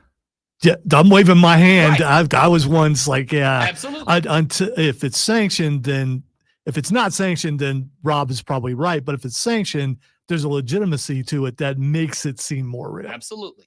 And yet, this has been the biggest pox on boxing forever and ever. A pox upon you, boxing. As has been the biggest pox on the sport that I truly do love for as long as it has been a thing. A sanctioned fight does not mean that the guys in the fight are out there giving it the old honest best. Okay? Now, is Mike, who has been on a redemption arc, let's say that. Let's say he's on a redemption arc, like a great movie. Does Mike seem like he's in a healthier mind space than maybe he was back when he was a cannibal? Yes. Yes, he does.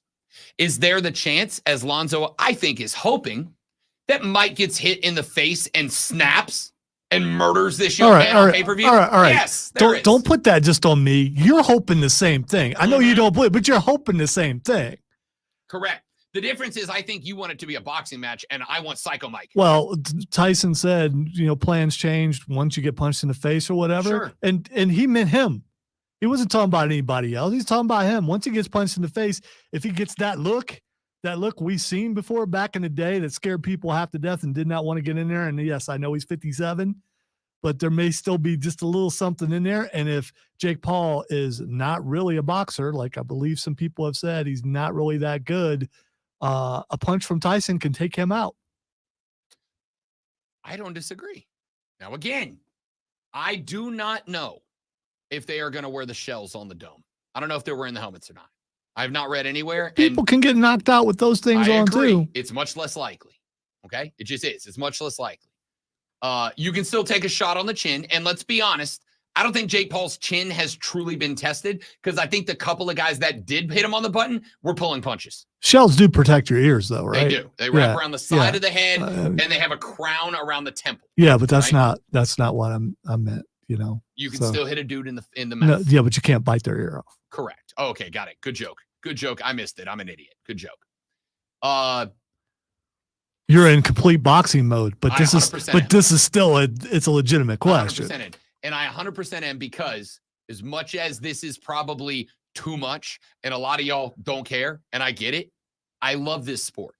The dislike of the Paul brothers is not because they're YouTubers, although Jake or Logan did some pretty gross stuff early in his career. I think he's a better guy now. He's an awesome professional He wrestler, absolutely by the is. way. And by the way, from what I understand, his YouTube podcast is now immensely entertaining. So I don't have an issue with it. The early stuff he did was very exploitive, and I thought it was gross. He has a lot of wrestlers on, a lot of 100%. sporting guys on it, and But he only got there because he was exploitive early in his career. Right. I don't think going to a forest and filming people who committed suicide to put on your YouTube channel is a justifiable way to get fame. But that's just me. Even with all of that, my issue has always been that I love this sport and I feel like they have made a mockery of it. Okay. I'm giving you the true colors of one Rob Brown. And by the way, I seriously believe that they're helping to save boxing because boxing was dying and they've made it relevant to people a lot younger than you. And I don't want boxing to die. I love that they've brought attention to it. It is though, because what they are doing is they are taking it and it is not boxing. It is entertainment, right? This would be like, I don't want boxing to die, so let's watch professional wrestling. It's a different thing. I love that thing, but this is not boxing. That's not the same. This is entertainment. Yeah, they have boxing gloves. They're in a boxing ring. I understand. There's a referee there. You know how the most frustrating thing as a wrestling fan is when Diesel or anybody like him by proxy look you in the face and they go, you know it's fake, right? Yes, it is scripted. It is a scripted performance. We all know. I love it when they expect that to be some sort of a blow. It feels like a big gotcha, right? You're like, oh, good one. Like, wow. Yes, we know. Dude, do you know what else is scripted? You. Every other show on TV, including a good bit of the news, is scripted. And reality TV. Every reality show. Yeah. This is why I've said on Twitter 1,000 times and will 1,000 more. If you come at me about watching wrestling, but I see you tweeting about The Bachelor, you're blocked. I'm done with you. Okay? So the problem is, you know how frustrating it gets when people do that to you? That's the same frustration level I have when people call this boxing, because it's not. By the way, when people do that to me, I feel sorry for them because they're closed-minded and I don't believe they're genuine. Whatever your frustration level is and whatever the reason behind it, that's how I feel when people call this boxing. It's not. It is entertainment for a YouTuber masquerading as a sport that I have loved for 25 years of my life. For 25 years, I have been a boxing fan. Since I was a teenager and my dad was buying Roy Jones Jr. pay-per-views to watch, I've been a fan of this sport. And this is why, and it's not just the Pauls. I used to get mad at Floyd Mayweather for the same stuff. It is the exact same way, and this is a spot where, again, Lonzo and I take different forks in the road. Exact same reason I'm not a Conor McGregor guy. Because McGregor made it less about the fight and more about the entertainment. And I want it to be about the competition. Now, maybe this is my get off my lawn moment. Maybe this is my back in my day moment. Why are you saying maybe? Okay, this is my get off my lawn moment. This is my back in my day moment. But back in my day, which was a Tuesday, by the way, back in my day, the sport was based around the competition. Now, it's not to say there wasn't elements of show to it, because there always has been. What year was this? 1995. Back in the day. Was in 1995. That's a long time ago. Very long time ago. All right. Like I said the statement earlier, I've been in this game almost 18 years, and it physically hurt me to say it.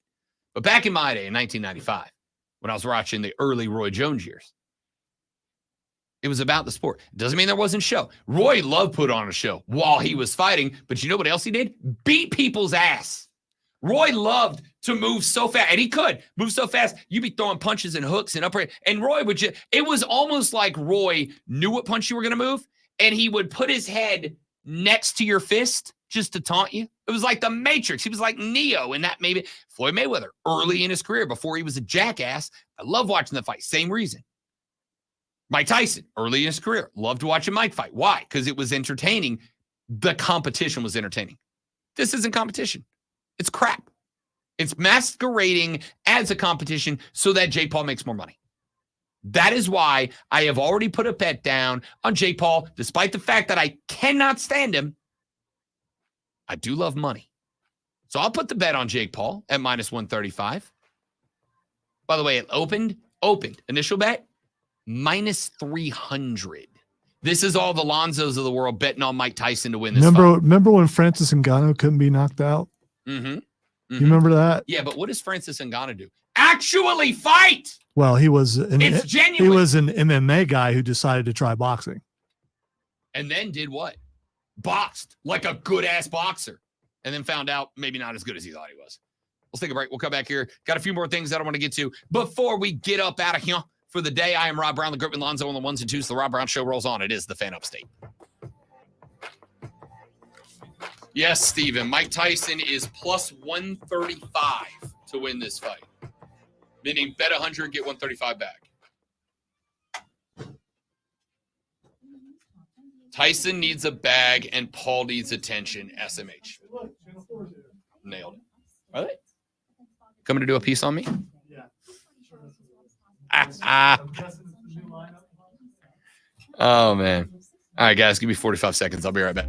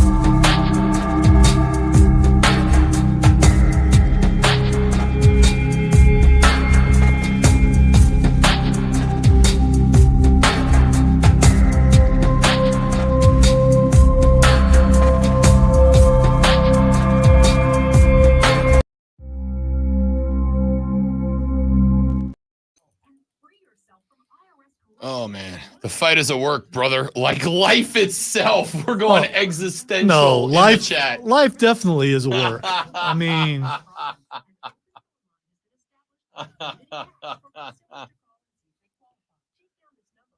oh man. if you're really good at life, you've got really good writers. Oh man.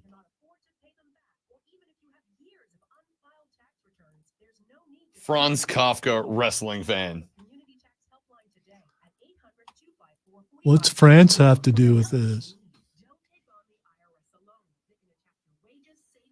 You think that crowd I mean, not that they weren't already heading in that direction, but you think that makes WWE more antsy to start getting more European shows? Oh, for sure. But I guess house shows have been like that over there forever. Yeah, but Vince wouldn't let them do a PLE there. I do wonder what the afternoon start time does to their buy rate. But I guess now that they're on Peacock, it's probably not as important as it was back when it was $79.99 to buy a pay-per-view. Yeah, if you pay for Peacock, I guess you're paying for that. So I loved it being on at that time. That was awesome. Because it doesn't interrupt that thing that I do on Saturday nights.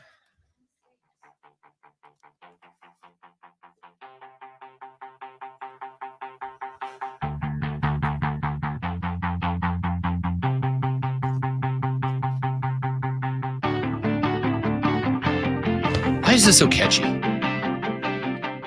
And then the guitar's hit. I mean, you know, it is catchy. This is you're driving somewhere in a movie montage thing or something. Yeah. All right. Let's hit a bunch of games here. What do you say we talk actual sports? The name of that song is Waiting for the Finals. Appropriate. Specifically for what we're about to talk about, which is playoffs. How do I not have that clip? Playoffs. Talking about playoffs? Slacker. Playoffs. Lazy. I just hope we can win another game. Jim Mora. There's a name I haven't said in a long time. Saints coach for a while. Oh, tragic. We were awful. Really, when I think of him, I think of Indianapolis. For sure, but he did coach the Saints for a while. Okay, I want to talk more NBA, and we'll get to some NHL here because I do want to fix the Carolina Hurricanes. And not broken. They are still the favorites to win the East, but they are down a game to the New York Rangers. There's a problem with teams playing New York teams right now. New York is feeling itself right now. And I know that because Cody Decker, who lives in New York, my co-host on Saturdays, Bet for the Cycle, live from noon to 4 on the BetQL Network every Saturday, including this Saturday. Join us, won't you? Search BetQL on the Odyssey app, and you can listen live. Or stream us on YouTube and all that, too. So, Deck, who lives in New York City, but is an LA kid, grew up on Santa Monica Boulevard. We need a daily Sheryl Crow reference on the show. Yeah. Anyway, LA guy, but he lives in New York now, broadcasts from New York. Now he does a nationally syndicated show, but he broadcasts in New York. And obviously, when you do national syndication, you play the hits. Knicks, Lakers, Cowboys, yada, yada, yada. The Knicks, the Rangers, the Yankees, all very good. And as much as I will absolutely on the Mets as often as possible, they're not as bad as they should be, to tell you the truth. They should be much, much worse than they are as they currently sit at, well, now they're a game below 500, but they were above 500 until a couple of days ago. The point here is that New York's feeling itself right now. And New York is a very tough place to play. Very tough place to play. Any sport, right? So Carolina going to New York to play the Rangers that's a big ask in the second round. This is exactly and precisely the reason that having the 1 seed is as important as it is, specifically in hockey. Hockey barns in the playoffs are a different breed of cat, man. It's a different type of game. As somebody who's done all the sports and covered them all live and in person, I am telling you, there is no more intense arena than there is a hockey playoff arena. It just hits different. College basketball has like 2 or 3, 4, 5 maybe arenas that are like in that mix, like Duke, North Carolina. I don't know, Florida, but it's a short list. Every playoff barn is a hot barn at hockey. So going to New York and winning is tough. And that's why I want to talk about the Canes. But before I get there, let's put a bow on this Denver Timberwolves thing. Because I said back in the first hour of the show, and I will say it again here, not Minnesota being up 2-0, but Minnesota being up 2-0 with consecutive blowouts is, I'm sorry to say, mind-boggling. Their point differential in the second round of the playoffs. This is supposed to be progressively more competitive as we get towards the NBA Finals. The more we get towards the finals, the more they are supposed to be 7-game series. It is not. Minnesota at this point won game 1 by 7, game 2 by 26. The point differential is whack, man. I don't know if the kids still say whack. Is it wiggity, wiggity, It wiggity, is whack? wiggity, wiggity, wiggity, whack. It's out of hand. That's pretty whack. It's backwards, like my jeans. It's a crisscross reference. I am old. This is, in my opinion, the most shocking thing that has happened in the NBA playoffs in a very long time. I'll tell you how shocking it was. My guy Keegan showing up in the stream chat, which you can join us, by the way, at facebook.com/thefanupstate, twitter.com/thefanupstate, searching The Rob Brown Show with The Fan Upstate on YouTube and The Rob Brown Show on Twitch. Way to sleep in, Keegan. You could have been in solidarity with that guy over there, but no. He made the correct decision. Sleep in. Anyway, we're in a concert last night. A concert that had my attention, by the way. Good show last night.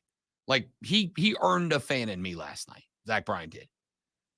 At one point in the midst of the show, while everybody's vibing, my phone zzz, zzz, in my pocket. I'm like, what is this? I get a push notification. And it's, can the Nuggets do anything right?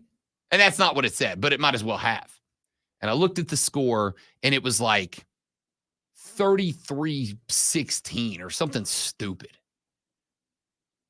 And it was so disjointing that I tapped Keegan on the shoulder and showed it to him because I needed to make sure that my brain wasn't lying to me, that my eyeballs were not lying to me.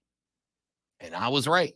They were up like 24 points at the end of the quarter. It was insane, to be honest. It was last night because I'm not going to say I went home and watched the second half of that game. I did not. I went home and I went to bed. And then after I went home and I went to bed, I woke up this morning and I caught the extended highlights of the game. And here's what I got out of it. That might have been the best individual defensive performance I have ever seen. Now, I don't want to say that's the wrong words. That might have been the best team defensive performance I've ever seen. They held the reigning, defending, undisputed NBA world champions to 80 points in an NBA game. 80. You see some 70-point games every now and then, but ordinarily when we see a 70-point game, we usually go, yeah, but that team sucks. Charlotte putting up a 70 spot. Okay, I get it. No LaMelo. Brandon Miller can only do so much. The Spurs putting up in a 70-pointer. You're like, all right, Wemby can only go so far. I don't even know who else is on that team. This is the Nuggets. This is the reigning, defending, undisputed NBA world champions. They got an 80 spot because Minnesota's defense was incredible last night. And I don't know. It might be less true in basketball than in any other sport. But I think most of us still believe the old adage that defense wins championships, right? If defense wins championships and that's what the Timberwolves are going to do, they're going to hold Denver to 35% from the floor. Denver, not a joke of a team, Denver to 35%, especially down the stretch in the clutch moments. Minnesota's winning a national champion or a world championship this year. Minnesota's winning a world championship this year. They're good. Let's take a break. We'll come back. We will wrap this bad boy up. The Rob Brown Show rolls on. Hit us! The Fan Upstate.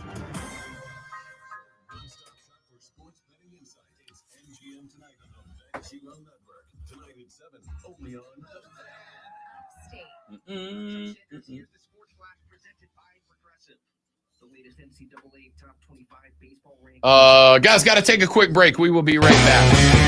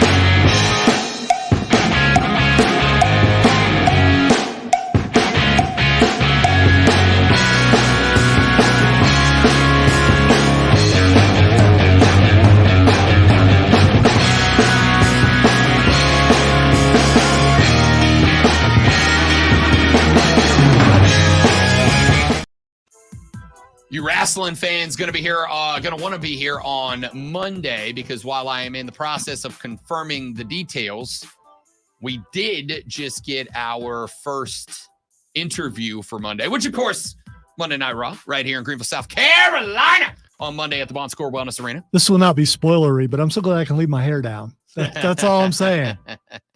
I mean, I think I'm willing to say who it is. We just don't know the time yet. Well, what color are you going to wear? I mean, are you going to? I'm going home to buy a shirt today. Yeah, I can't. No, I can't do that. You talk about I'll fanboy out. wearing the concert T-shirt to the concert. Yeah, that's which But I you think don't is. subscribe to that. I don't. Okay. I don't. But But you do now for this one? no. I was talking about you. Yeah. Yeah. Listen, I don't care about this. I don't have a problem with that. But you already have purple. I already have purple. I mean, if we wear purple, we just happen to wear purple on that day. For those of you that have not figured it out at this point, at some point on Well, you got Monday, what, 4 choices there? 5? Yeah, we narrowed it down. 5. But It will not be someone who was referred to as a Funko Pop last night. It will not be him. Although I just thought of a question that I want to ask now. So what size hat do you wear? No. How much do they make fun of a certain person? Yeah, fair. Joining us Monday on the show will be your WWE World Heavyweight Champion, Damian Priest, the Archer of Infamy. I'm honestly, I'm kind of pumped about that. Like Judgment Day they keep getting to a point where it's like, okay, I think we're at the end, and then just something happens. And I'm like, I'm all in. And now the interesting thing is they're telling that story within their own group now. Yeah. And I like that. And the plot thickened again last night. Yes, it did. So yeah. Again, when we do these interviews, we don't know what way they're going to go. So we know it's going to be good, but you know. For those of you that don't follow our wrestling interviews or have not had the chance to in the past, Lonzo and I prepare effectively two different interviews. We prepare an interview for guys in kayfabe or gals in kayfabe, and then we prepare interviews for guys and gals who are not in kayfabe, who are just being themselves, like they are the actor, not the performer. And with some, it's a mix. Some it's back and forth. Matt Hardy was back and forth. Lacey Evans, all kayfabe. Yes. R-Truth, not kayfabe at all. But that's just who he is as a dude. So that was real good. Anyway, coming up on Monday, I will announce the time as soon as we confirm it. We're working on that right now. But somewhere during the show, WWE World Heavyweight Champion Damian Priest will swing by, and we'll have him on the air with us. And Rob and I will look short, which just doesn't. I don't know how tall he is. I thought he was like 6'5", but I could be wrong. 6'5". You're right. Yeah. Damn. That's rough. I mean, you can wear some platforms or something. I mean, I'd fit in. I don't know. Do I go full goth Rob on Monday? All right, we'll let you know when we get that time confirmed. But I did promise you a little hacky talk here on the way out. So let's go with that. Carolina Hurricanes on the road for game number 2 against the New York Rangers. And back in game number 1, a game that, let's call it what it is, it was a 4-3 victory that did not feel that close. Mika Zibanejad had a couple of goals. Vincent Trocheck had a goal. They did everything right. And Igor Shesterkin, who has been spectacular in these playoffs, had 22 saves. They're very good. 12-3 in their last 15 home playoff games. That's a tough place to play. So, what do the Canes need to fix if they want to get out of there with a win tonight and not come back to Raleigh a pair of games in the hole? And as far as I'm concerned, effectively make 2 games back-to-back must wins down the stretch. Here's a couple of thoughts. Number 1, special teams there's 2 connections to this. Number 1, stop giving away dumb penalties. Now, there was a penalty called in the second period that I had a real issue with. There's a cat by the name, Lonzo, of Tony DeAngelo. Hey! Cat on the Canes by the name of Tony DeAngelo. Tony DeAngelo, who, by the way, was a former New York Ranger, because of course he was. Tony DeAngelo, 6 minutes and 41 seconds into the first period, went into the dome of Will Coyle. Now, it was called a 4-minute major for a blow to the head. He had to go to the box. New York scored like 18 seconds into the power play. And it was Zibanejad's first goal. He got another one later. But they scored 18 seconds into the power play. I am going to tell you that I had a real problem with that call because the hit itself was clean. The way I saw it, DeAngelo skated into Coyle. And when he went in, PK Subban said the same thing. I said it, the lady friend and I were watching. I was watching, she was with me. And I was like, oh, bleep that. She's like, what? I'm like, that's a garbage penalty, right? Hated that call. DeAngelo skated in on what was a clean hit otherwise. And when he skated in on what was a clean hit otherwise, to me, he pulled his elbows into his body. And once he made contact with the shoulder, he punched his arm through. Well, when he made contact with the shoulder, Coyle kind of, like, as a tackle does, Coyle kind of bent down to take the impact. And when D'Angelo was bringing his arm through the contact and Coyle came down, his arm kind of brushed across the chin. I did not see it as an elbow. I saw it very much as incidental contact. Now, perhaps I'm a little bit biased here because I am in favor of the Canes moving on. Obviously, it allows me to talk more about hockey. I thought it was incidental contact. It ended up being a 4-minute major. After the game was over, D'Angelo said, and I quote, "I don't give two you-know-whats about it." That's a quote. I was ready to drop the self-censor button. Didn't need it. I have an issue with that call. But they ended up giving away some stupid calls later down the stretch. You cannot allow to go New York to go on the power play. New York is phenomenal on the power play. 2 New York goals on power plays in the first period. The Benejads first and Trocheck's all on the power play. You cannot allow that to happen. You have got to limit the penalties. And I know New York plays very physical hockey. And of course, Carolina plays disruptive hockey. That's been their whole thing under Rob Brennemore. It is, let's play disruptive hockey. We want to fly. We want to hit. We want to take them off the puck. We want to play on the forecheck. We want to spend as much time in their zone as we can. Anytime a guy's coming across the line, I want you to hit him. There is no set spot on the floor for you. I want you to disrupt. Our best defense is just chaos. And that's great. But as any coach is going to tell you, if you're going to play chaos, you have to play controlled chaos. It doesn't matter what game you're playing. Football, if you're throwing 1,000 different coverages that look 1,000 different ways to an offense, you would better know exactly what your chaos is and how to fill it, how to flow within that chaos. Carolina's the same way. They want to play chaotic hockey. But in order to play chaos, you have to be able to control the chaos or the chaos controls you. I know I'm getting a little deep here, but I'm good at it. Stick with me. They were not playing controlled chaotic in game 1. They were just playing chaotic for the sake of playing chaotic, and New York took full advantage. Here's the second thing. Carolina came into this season as the number 1 penalty kill in the NHL during the regular season. They killed over 86% of their opponent's power plays in the season. They let the first 2 go for goals. Got to get that back. Got to get that back. You must control the power play. You cannot allow New York to dominate the power play like they did in the last game. The penalty kill has to be great. On the flip side, the Hurricanes had the number 2 ranked power play. Do you know how good you are to have the number 1 penalty kill special teams unit and the number 2 power play unit?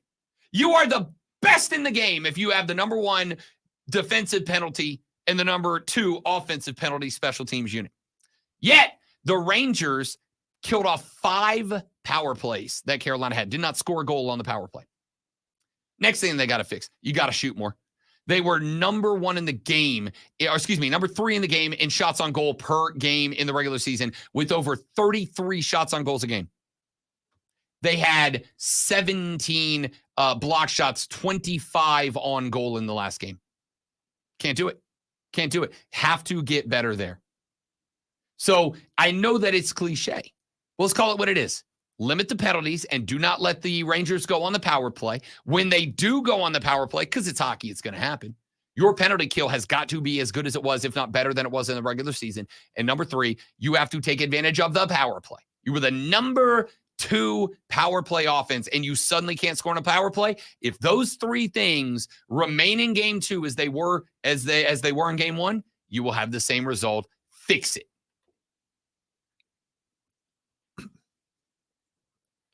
Yeah, fix it. All right. I can't be any more inspirational than that. Yeah, I'm inspired to go do some more work. All right, the first thing that's Xing today is Rita Ora. Rita Ora. And this has to do with the Met.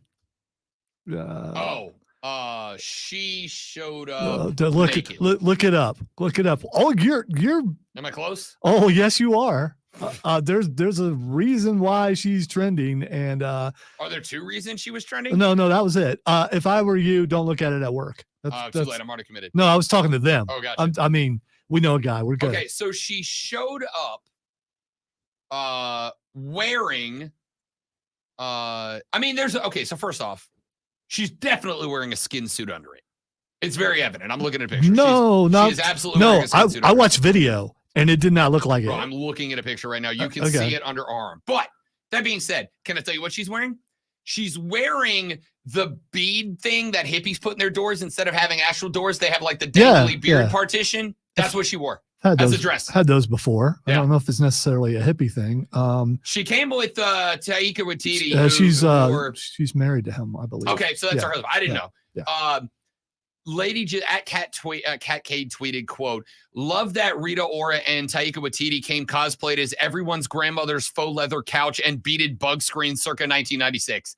Can I also tell you how absolutely infuriating it is that she went grandmother's from 1996? Screw you. That hurts. That's a personal attack, and I won't stand for it. All right, speaking of grandparents, the next thing that's Xing is William Shatner. Captain James T. Kirk. He'd probably be like a great by now. Captain's Star Log, May 7th, 2024. Captain Kirk is twending. Wow, struggling at the end here. All right, finish strong. It's his birthday, and he's 84. He is twending because damn it. He has said that he's willing to go back to Star Trek and let them de-age him. Do it. Do it. Because he died in the next generation. You know what I think? Do it as a cameo. Do it as a cameo. Let's do like a Star Trek multiverse, and let's have new Kirk go meet old Kirk. We already had new Spock meet old Spock. Listen, here's the problem though. His head has gotten a lot bigger. So that with the de-aging thing, they'd have to make his head smaller too. When you get older, it happens. It just does. That's fair. But the things they can do these days. All right, the next thing that is Xing is Superman. Superhero Comics episode 1 came out 75 years ago today. No, there's a James Gunn just released a picture of the newest actor to play Superman suiting up. But the more interesting thing is what's behind him through the window. And I haven't. I need to blow that picture up to look at it, but it looks very interesting if you can find it. Ooh. Yeah, there are entities or something crashing behind him, and don't know what that is, but it looks. Who's this cat, by the way? Who's this actor? I forget his name. He is the new Superman now. Is he in something we've seen before? Is he like a new guy? I don't know. All I know is he's the new Superman. Everybody's new. Is he wearing the red underoos on the outside, or is it all blue? You don't see the picture? I do, but he's like putting a boot on in the one that I see. Yeah, I don't know. So I don't know. That's the only picture that we've seen so far. So I don't know. That's not true. Somebody also just recreated it with Legos and. Okay. Yeah, they do that. And finally, the last thing that's Xing is Sony. All right. Helldivers came out and Sony PlayStation people had to sign up for PlayStation if they were playing on a computer. Yep. They have backtracked. You don't have to do that now. I've heard a lot about. So the voices of the gaming community spoke out, and a company actually listened. Power to the people. Fist up, make a change. Yes. Be the change you want to see in the world. That's it for us, ladies and gentlemen. Thanks for being here for the foremost electrifying hours in sports talk entertainment. Thank you for committing for all 4 hours. Yeah, y'all are the best. We'll be back tomorrow to do it all over again. But, and this may shock you, better. Have a great day. It's the Rob Brown Show on the Fan Upstate. Later. Yeah. Oh, I stuck the landing on that out. Well, I mean, I know it's late. But yeah, I know. Stuck the landing. Yeah, once it happened, I couldn't put more music back in there. No, that's okay. I knew right where it was.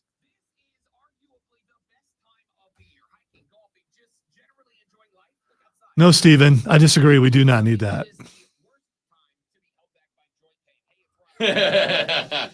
Fat Thor was the best thing that happened in the entire MCU. As a fat American, I roll with Fat Thor. All right, you guys are all amazing people.